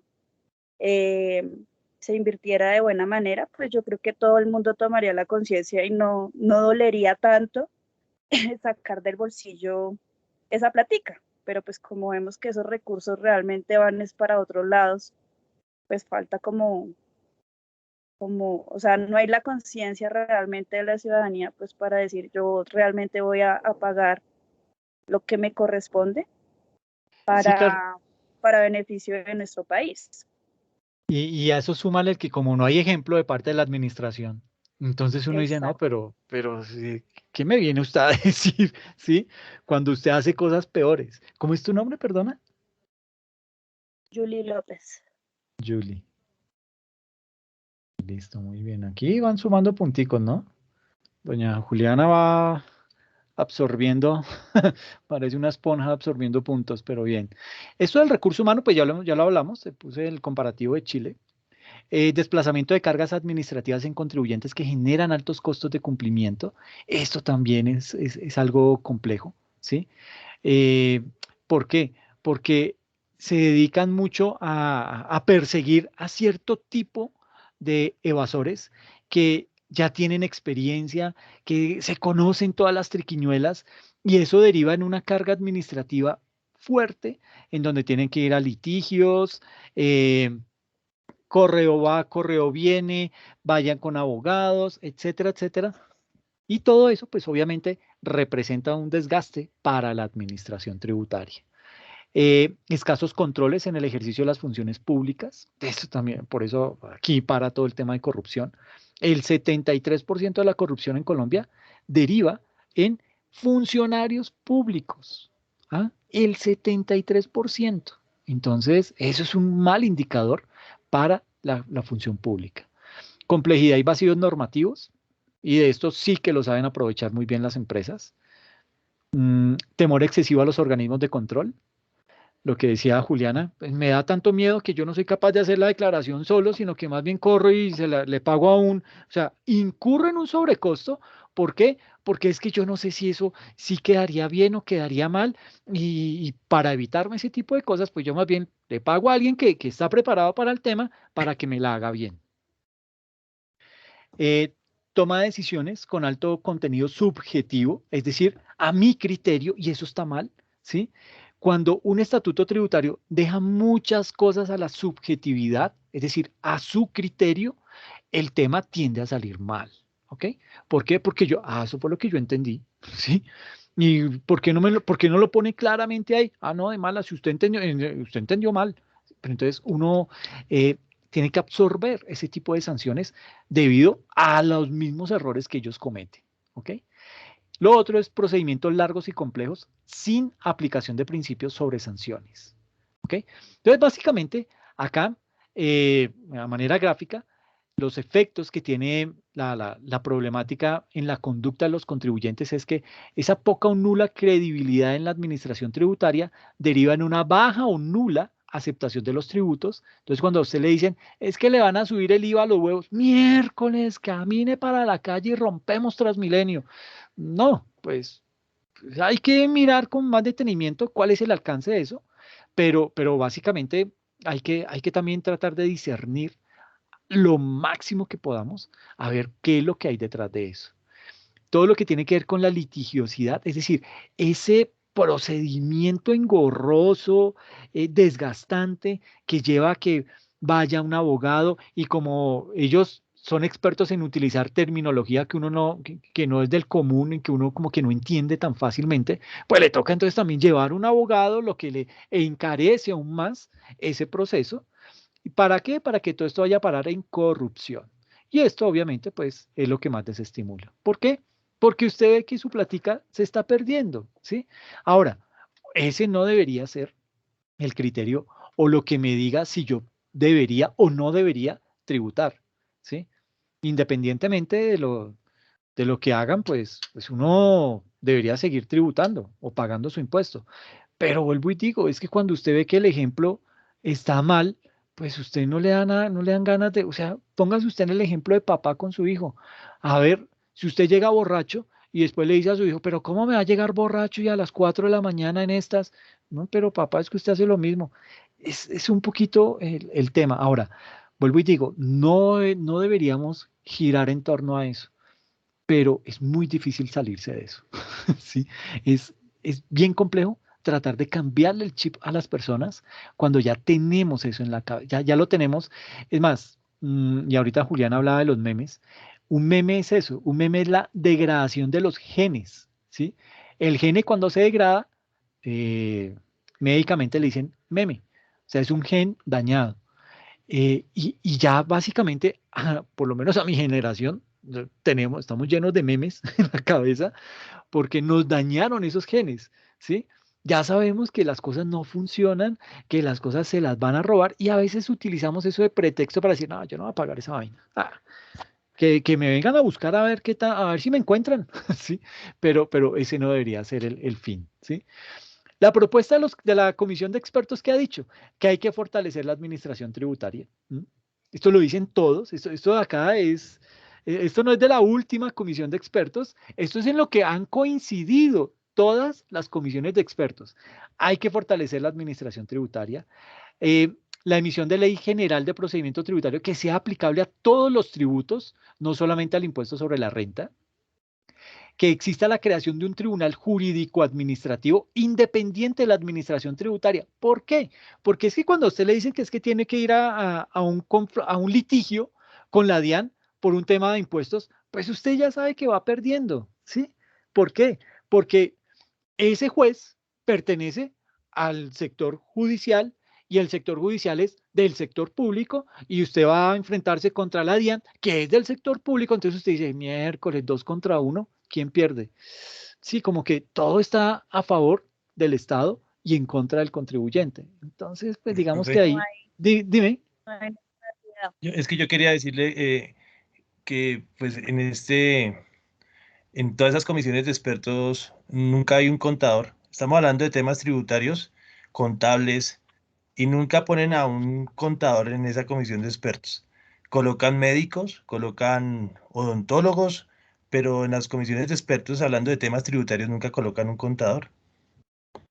Sí, y que por lo general son internacionales, ¿no? Entonces, pues digamos que no conocen la dinámica colombiana, no conocen toda la problemática que envuelve al país y eso pues deriva aún más en digamos que a veces uno dice, "Uy, pero es que estos manes colocan una solución tipo Suecia, en donde, pues sí, eso allá en Suecia va a funcionar, pero es que esto es Colombia y aquí eso no es tan fácil de implementar. Entonces, hay Y, muchas cosas, dime. y las empresas debían ser, pues, o sea, el Estado debía actuar como las empresas, con segregación de funciones, pero aquí colocan en la Contraloría a la exministra de Justicia y en la Fiscalía al excompañero de clases del jefe ejecutivo. Entonces, así no hay controles de ninguna manera. O sea, y los controles los pasan por las mismas leyes laxas que ponen entre ellos mismos. Exacto. Oye, ¿cómo es tu nombre? Perdona. Héctor Orozco. Ah, ok, perfecto. Listo, muy bien. Entonces, sí, básicamente ¿yo qué lectura le doy a esa comisión de expertos? Ay, perdón, dime. Ok, entonces, sí, básicamente esa comisión de expertos yo lo que veo es que es un botadero de plata porque los traen simplemente para que les digan cada vez lo mismo y no hacen nada frente a eso. Entonces les han dicho también que hay que implementar un mecanismo de retención en la fuente liquidado por el contribuyente de acuerdo a su realidad individual. Eso no está pasando. Implementar el mecanismo de la compensación automática, efectuar una segmentación de los contribuyentes, creación de un código de ética tributaria aplicables tanto para la administración como para el contribuyente, cobro coactivo electrónico. Esto sí, pues funcionaría, pero digamos que todavía hay debilidades a nivel del RUT. Implementación de una estrategia de medición de 360 grados de resultados, es decir, analizar toda la información que se tiene en conjunto y con base en eso poder darnos, porque digamos que la DIAN se pueda dar la maña de poder sacar información que le sirva para ir detrás de los evasores, para poder proyectar futuros ingresos, para prever posibles entradas de impuestos que empiecen a pagar nuevas personas, etcétera, etcétera. Actividades, Profe, dime, ¿quién postula esa comisión de expertos? ¿El gobierno? pues sí, ellos hacen digamos que hacen una convocatoria. Por ejemplo, la que pasó la última comisión de expertos, la que se realizó en el 2020, el gobierno ¿qué hizo? Llamó a expertos en tributaria de países de la OCDE. Pues como Colombia es de la OCDE, entonces dijo, no, pues por ahí vámonos con los del club. Entonces trajo puros expertos de la OCDE, entonces trajo expertos de Canadá, expertos de Francia, de muchos países en donde la parte tributaria funciona, pero funciona porque la tienen muy bien estructurada, ¿sí? Entonces, esa gente pues ya trae o sea, viene sesgado de lo que ellos conocen. Además, si uno mira un Francia, Francia está rodeado por un Suiza, por una Alemania, ahí pegadito le queda Inglaterra. Entonces, como que todo eso también ayuda, bueno, y Alemania en la parte norte. Entonces, como que todo eso ayuda a que todos en esos países giren en torno a las mismas métricas, en torno a las mismas políticas.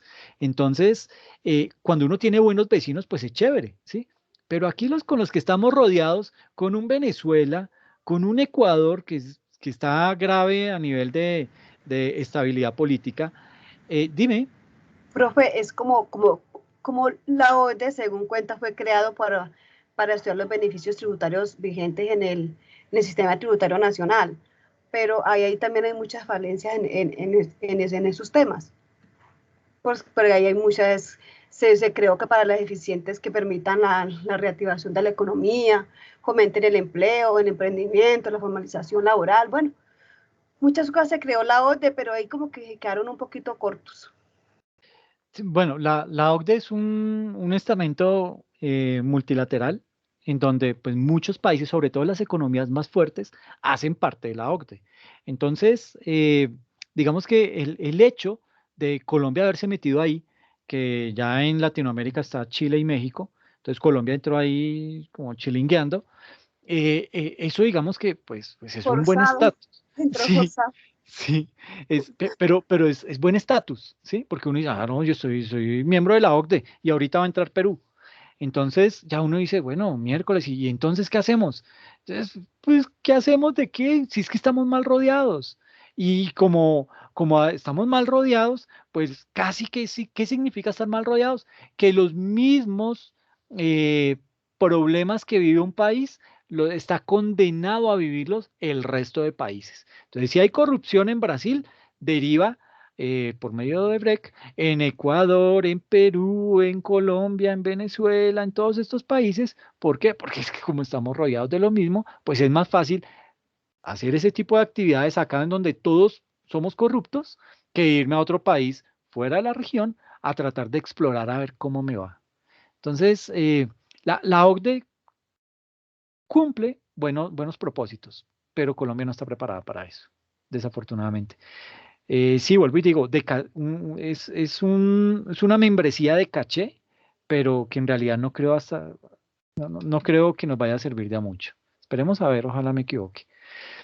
Eh, Actividades relativas a la administración de impuestos, pues básicamente se dedica a la recaudación.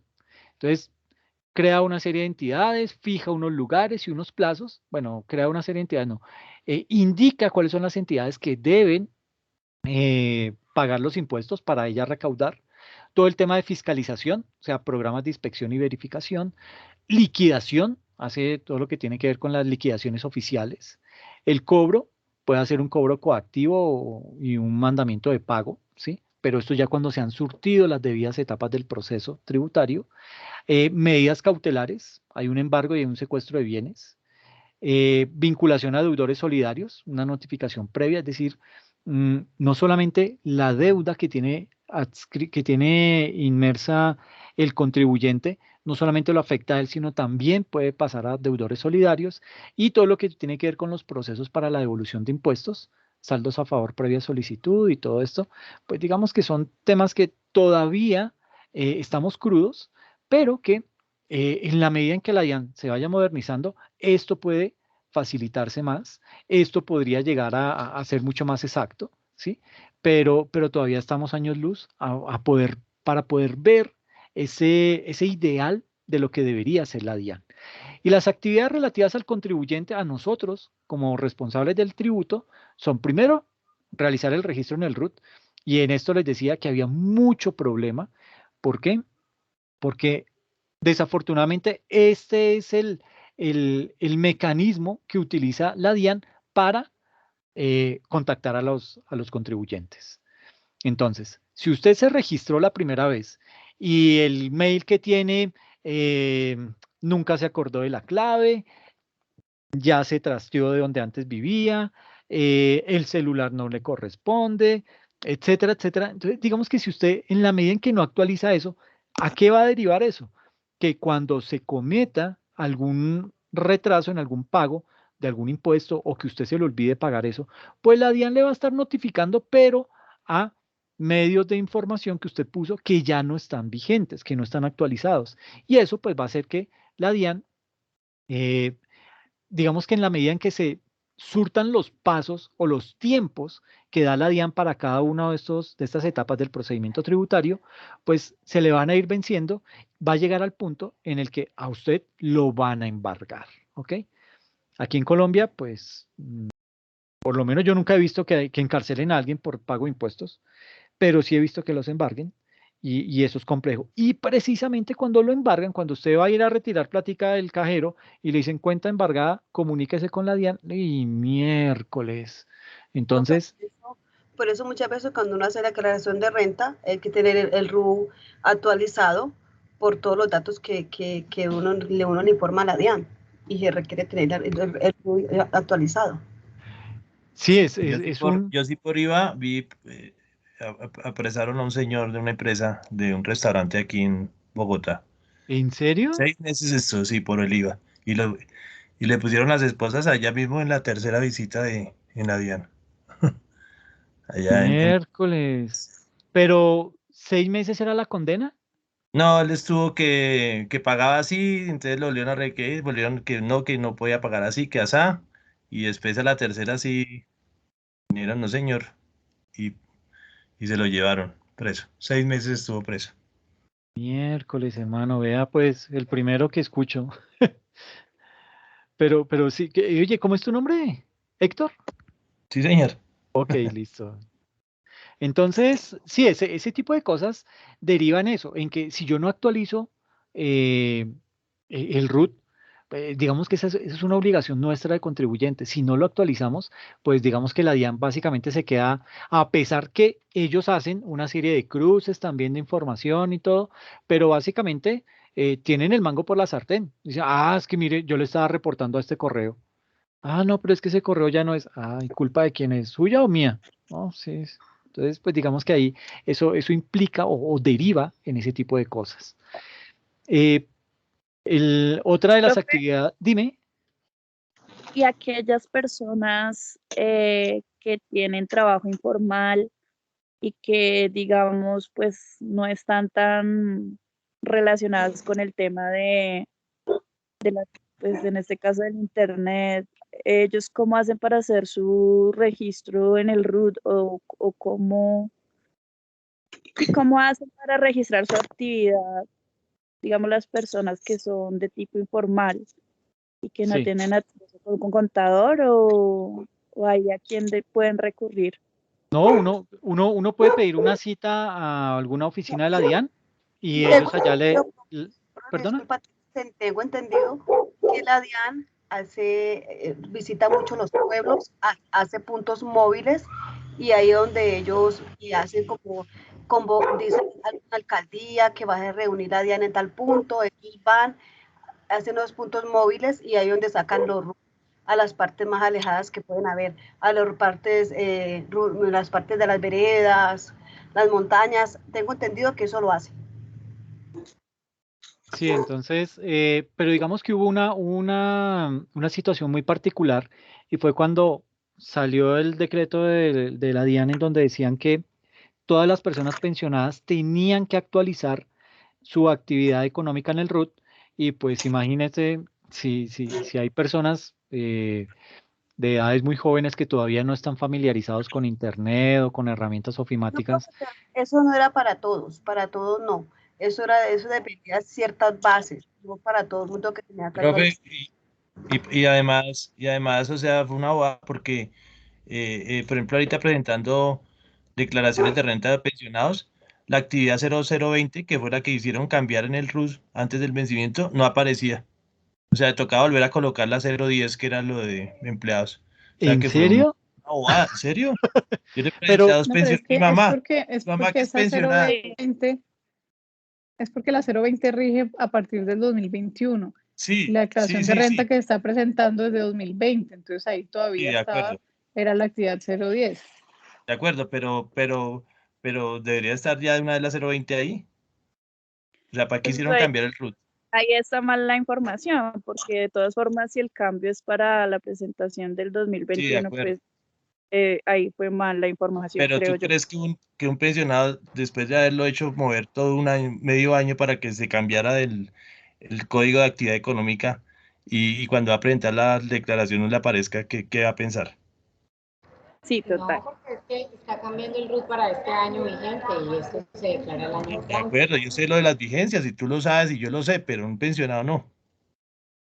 Es que es más difícil para ellos el tema de acceder pues a la información ya más al tema de ingresar y de hacer el cambio, la diligencia como tal, pues por la edad y por todo eso. Entonces, pero vengan, yo había escuchado que la DIAN había hecho ese cambio Por automático, que oficio. ellos, sí, que ellos lo Sí, hicieron sí. directamente Lo No, que pasa es que, se lo hicieron a algunos, lo que pasa es que eso Solo algunos.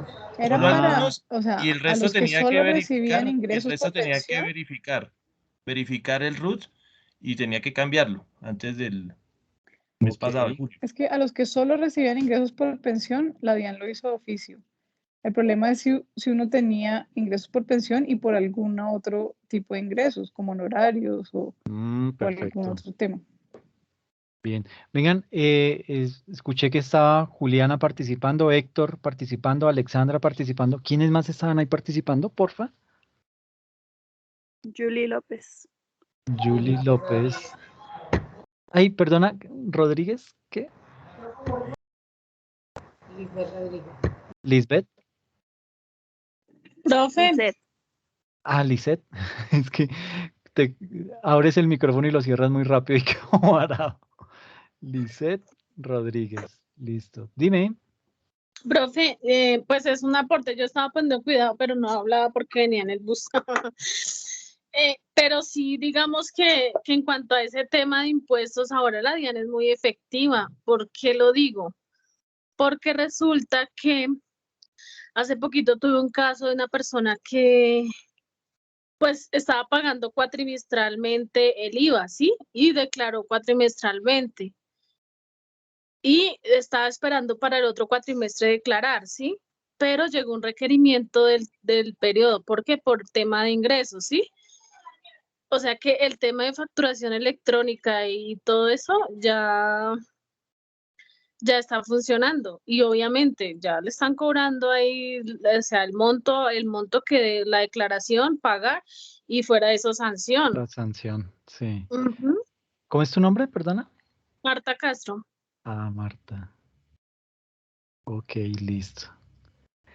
Sí, el tema, digamos que la Diana se ha podido modernizar en muchos aspectos. Le falta un mundo por modernizarse, pero ha dado pasos y los ha dado en el buen sentido para mejorar un poco el recaudo, pero todavía le falta mucho. Pero sí ha dado, digamos que se puede decir que va en la dirección correcta. Ojalá siga teniendo el mismo impulso, ojalá siga contando con ese tipo de rubros presupuestales para que se siga desarrollando de la manera en que lo piensan hacer, pero nos falta muchísimo, eso sí es cierto. En tercer lugar, en cuarto lugar, atender requerimientos ordinarios, ¿sí? Es decir, estar pendiente pero esto va todo de la mano del RUT. ¿Por qué? Porque todo lo van a hacer con base en la información que tenemos en el RUT, atender esos requerimientos ordinarios, aprobar pruebas y certificación, aportar pruebas y certificaciones, responder requerimientos especiales e interponer recursos contra liquidaciones oficiales o resoluciones independientes. Es decir, aquí básicamente se reduce el procedimiento tributario, ¿sí? Es decir, los deberes y los derechos que tenemos nosotros como contribuyentes frente a la administración, ¿ok? Ahora, eh, vamos a analizar los diferentes objetivos de la administración tributaria y cómo pretende alcanzarlos. Entonces, los objetivos que tiene, digamos que se ha trazado una serie de objetivos que van en el sentido de incrementar el recaudo, ¿sí? Pero también en mejorar el cobro de aquellos impuestos que por X o Y motivo se han dejado de pagar. Eso es, digamos que ese es el objetivo primordial, porque para eso fue creada la DIAN. Ahora, a nivel de metas, busca alcanzar unas metas específicas y es precisamente el que el nivel del recaudo año por año se incremente. ¿Ok? Veníamos con un crecimiento más o menos entre el 7 y el 10% de incremento de recaudo tributario por cada año. Era un crecimiento sostenido. Obviamente con el año del 2020 yo me imagino que eso se va a bajar, pero digamos que la tendencia era al alza, era un crecimiento sostenido y hacia eso lo tiene que seguir manteniendo, tiene que volver a recuperar ese tipo de estrategia que le estaba funcionando y tratar de combatir flagelos que afectan el correcto funcionamiento. ¿Qué flagelos? Por ejemplo, la doble tributación, flagelos como la evasión y la ilusión, flagelos como todo lo que tiene que ver con los precios de transferencia, que son artimañas que utilizan las empresas por medio de matrices y filiales o sucursales para pagar menos impuesto y utilizar, por ejemplo, otros países para poder hacer ese tipo de artimañas tributarias. Todo esto, pues vuelvo y digo, va muy atado al tema de planeación tributaria, que lo veremos más adelante. Y aquí viene entonces todo el tema de las propuestas normativas frente a principios, objetivos y problemas. Entonces, desde el punto de vista de los objetivos, aquí se busca cumplir con el principio de igualdad y con el principio de celeridad. Y dentro de esos objetivos tenemos reducir el costo del recaudo, es decir, todo este objetivo va orientado a implementación de tecnología. Entonces, reducir el costo del recaudo, controlar la evasión, también va a requerir tecnología. Estimular el cumplimiento voluntario, pues más que tecnología, va a tener es que llegarle al contribuyente con campañas, con capacitaciones, con cartillas, con etcétera, etcétera, una gran cantidad de estrategias que logre llegar a sensibilizar al contribuyente. Y en cuarto lugar, capacidad de controlar la gestión de los funcionarios, que también se puede hacer por medio de tecnología. Todo esto, ¿a qué me lleva? A tener unos altos costos para los contribuyentes, ¿sí?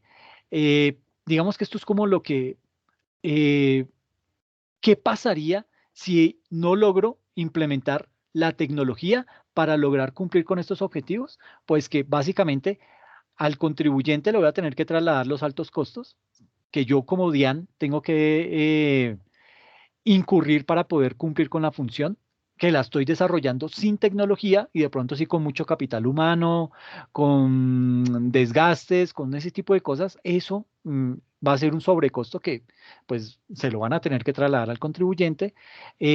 También va a derivar en falta de capacitación de funcionarios de la administración tributaria, escasos controles en el ejercicio de las funciones públicas, recursos económicos insuficientes para poder financiar la modernización, complejidad normativa de aspectos sustanciales y procedimentales. Esto es todo lo que está lleno del estatuto tributario, temor excesivo a los organismos de control y toma de decisiones con alto contenido subjetivo. Entonces, básicamente, aquí tenemos 8 principios que buscamos cubrir, pero estos objetivos básicamente buscan cumplir el principio de igualdad y el de celeridad. ¿Listo? Hay otro.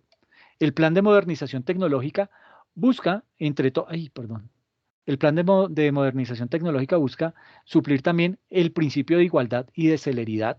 Y básicamente aquí busca reducir el costo del recaudo, controlar la evasión, estimular el cumplimiento voluntario. Es decir, los 4 objetivos siguen siendo los mismos.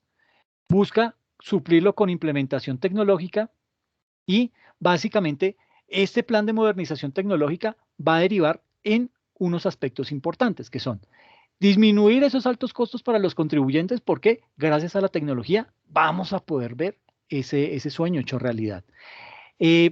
Controlar o implementar controles para el buen ejercicio de las funciones públicas en lo que en temas tributarios hace referencia. Los recursos económicos insuficientes para financiar la modernización, eso ya va a quedar, digamos que va a pasar a un segundo orden. ¿Por qué? Porque ya hay unos rubros destinados y aprobados por parte de la Administración Central para poder fortalecer la implementación tecnológica en la DIAN. Y todo el tema de la complejidad normativa de aspectos sustanciales y procedimentales. En este punto, digamos que este es como el talón de Aquiles. A esto le pueden meter mucha tecnología, le pueden meter mucho dinero, pero esto requiere mucha voluntad de parte del Ministerio de Hacienda y Crédito Público, requiere voluntad de la Presidencia de la República. ¿Para qué? Para poder entrar y darse la pela de examinar todo el estatuto tributario y empezar a depurarlo para dejar algo muy concreto que le permita a los ciudadanos tener perfecta claridad sobre lo que es ese estatuto tributario. Y de esta manera, pues hay varios propósitos específicos. Entonces, les voy a compartir esta presentación para que la puedan leer. Y pues digamos que en la medida en que lo vayan avanzando, digamos que va cambiando el color de acuerdo al principio que vamos buscando. El principio de eficacia busca disminuir la complejidad normativa de aspectos sustanciales y procedimentales y con eso se busca controlar la evasión. Con todo el tema de el término general de firmeza, se busca controlar la evasión y eso me va a afectar el principio de economía, el principio de celeridad y el principio de eficacia. Y busca disminuir esos altos costos para los contribuyentes por medio de la implementación de tecnología. Modificaciones del régimen sancionatorio. Entonces, esto va orientado al objetivo de capacidad de controlar la gestión de los funcionarios, que busca cubrir los principios de igualdad y de moralidad, haciendo mella en una actividad específica que es la toma de decisiones con alto contenido subjetivo. Abuso en materia tributaria, busca controlar o busca atacar el objetivo denominado controlar la evasión por medio de la complejidad de normativa de aspectos sustanciales y procedimentales, y esto le afecta al principio de equidad tributaria. Sistema específico de carrera administrativa, busca atacar dos objetivos: controlar la evasión y la capacidad de controlar la gestión de los funcionarios. Para esto entra en tres actividades específicas: la toma de decisiones con alto contenido subjetivo, altos costos para los contribuyentes y falta de capacitación de funcionarios de la administración tributaria, y eso le pega 4 principios, que es la moralidad, principio de economía, de imparcialidad y de eficacia. Entonces, pues nada, les voy a publicar esta presentación como para que la tengan presente. Debajo del video queda la diapositiva, dice ver diapositivas, y ahí les coloco lo de este material. Y entonces, ay, perdóname, dime. No, que sí, esas diapositivas son muy buenas. Ay, gracias. Entonces, pues nada, los que puedan, bienvenidos. El sábado nos vemos de 4 a 6 para hacer una presentación de parte práctica de procedimiento tributario, ¿ok? Entonces, les agradezco muchísimo. Discúlpenme por haberles quitado estos 2 minuticos de más. Dime. No, ustedes, muchísimas gracias. Muchas gracias, profe. Ok, Marta, te agradezco. Cuídate mucho.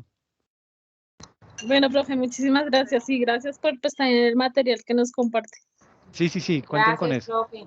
No, a ti, Lizeth. Cuídense mucho. Gracias, profe. Feliz noche. Buena noche para Bueno, todos. lo Gracias, mismo a profe. todos. Feliz noche. Gracias, cuídense mucho. Que les vaya bien.